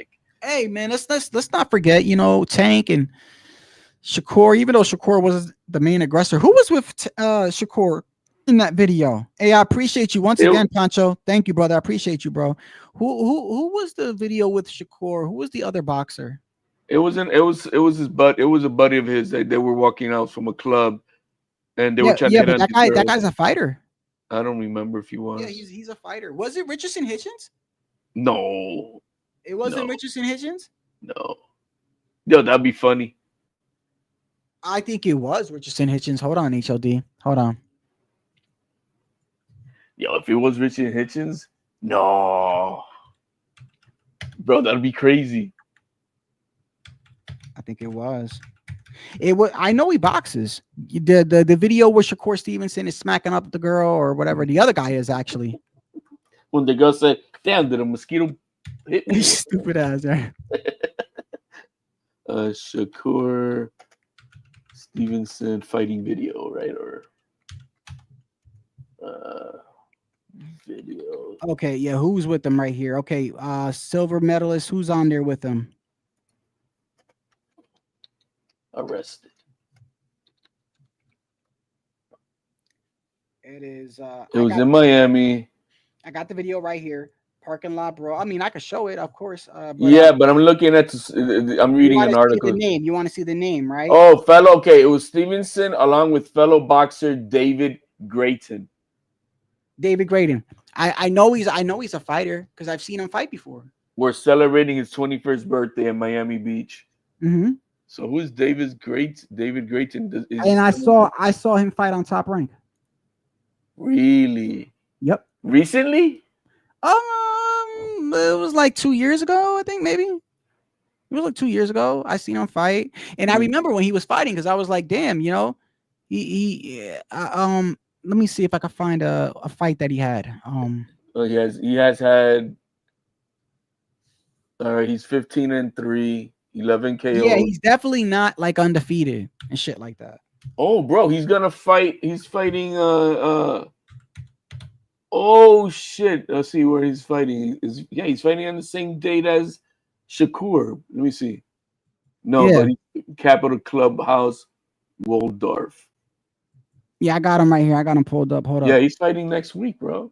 Yeah, I remember him in the video, and I was like, because I knew he was a fighter, and I'm like, oh, but he's actually beating up the girl more than Shakur. He's the one actually throwing punch. He was the one. This dude right here. He was the one that was actually throwing all the punches, bro. But he's not fighting on the undercard, right? Is that stadium called the And I don't know if he knows this dude through Tank or not. But I just remember this dude fighting because I saw this one. I think it was it Kermit Citron? I think it was that fight I saw. Centron, okay. Yeah, I think I saw that one. Or the Bryant Perella.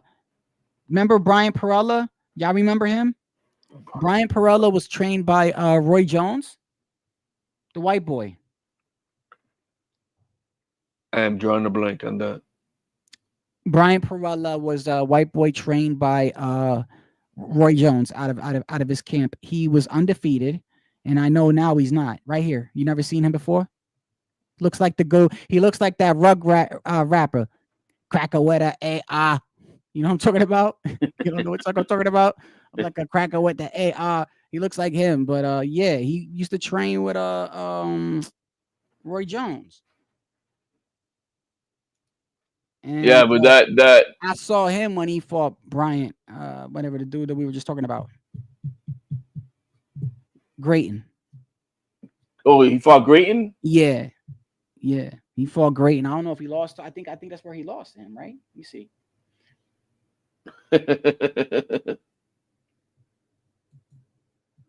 Yeah, the Grayton. Nah, he beat him. He beat him. He lost his next fight to Ugas. Damn it. Yeah. You know how you asked me about the bear? Yeah. But Why? You got 100 men that's gonna fight a bear? just look at the video, bro. Yeah.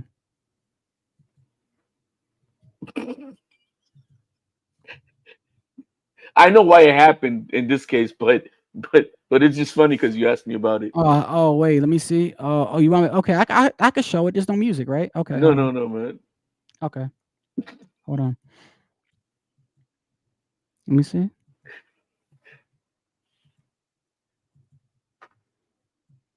Was this like Australia or some shit?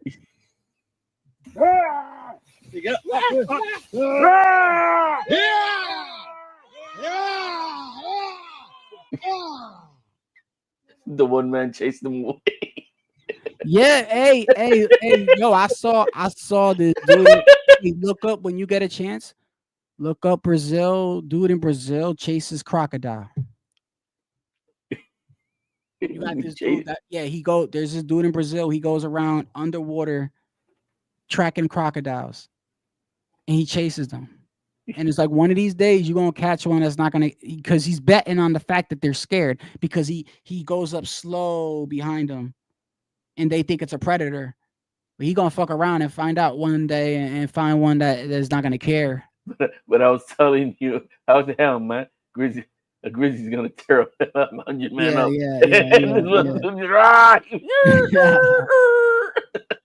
Look at this shit. Ryan really violated me. That's why. What the fuck is going on here, bro? Oh my goodness. Yo, Hey, that dude's about to go to prison, bro. Huh? That dude Diddy, man. He the one who took. Oh yeah. Oh yeah. Yeah. Before we get out of here, so Diddy about to go to prison, and y'all remember that Idaho 4 guy, right? The guy that did the college unalivings. Remember him?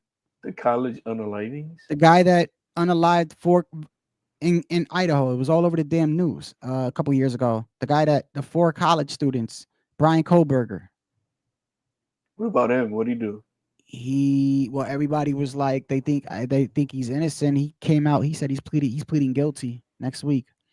Oh, I saw that they're gonna spare him the death penalty, right? Right, and a lot of people don't like when you look into it. Like if you like conspiracy theories, there's a lot of shady shits going on in that town. Like right now in the news, there was some snipers going off with some firefighters in Idaho. What's the name of the guy? A lot of people feel like it's connected. But anyway, yeah, it's some conspiracy. What's the name of the guy? Brian Kohlberger. Brian with a Y.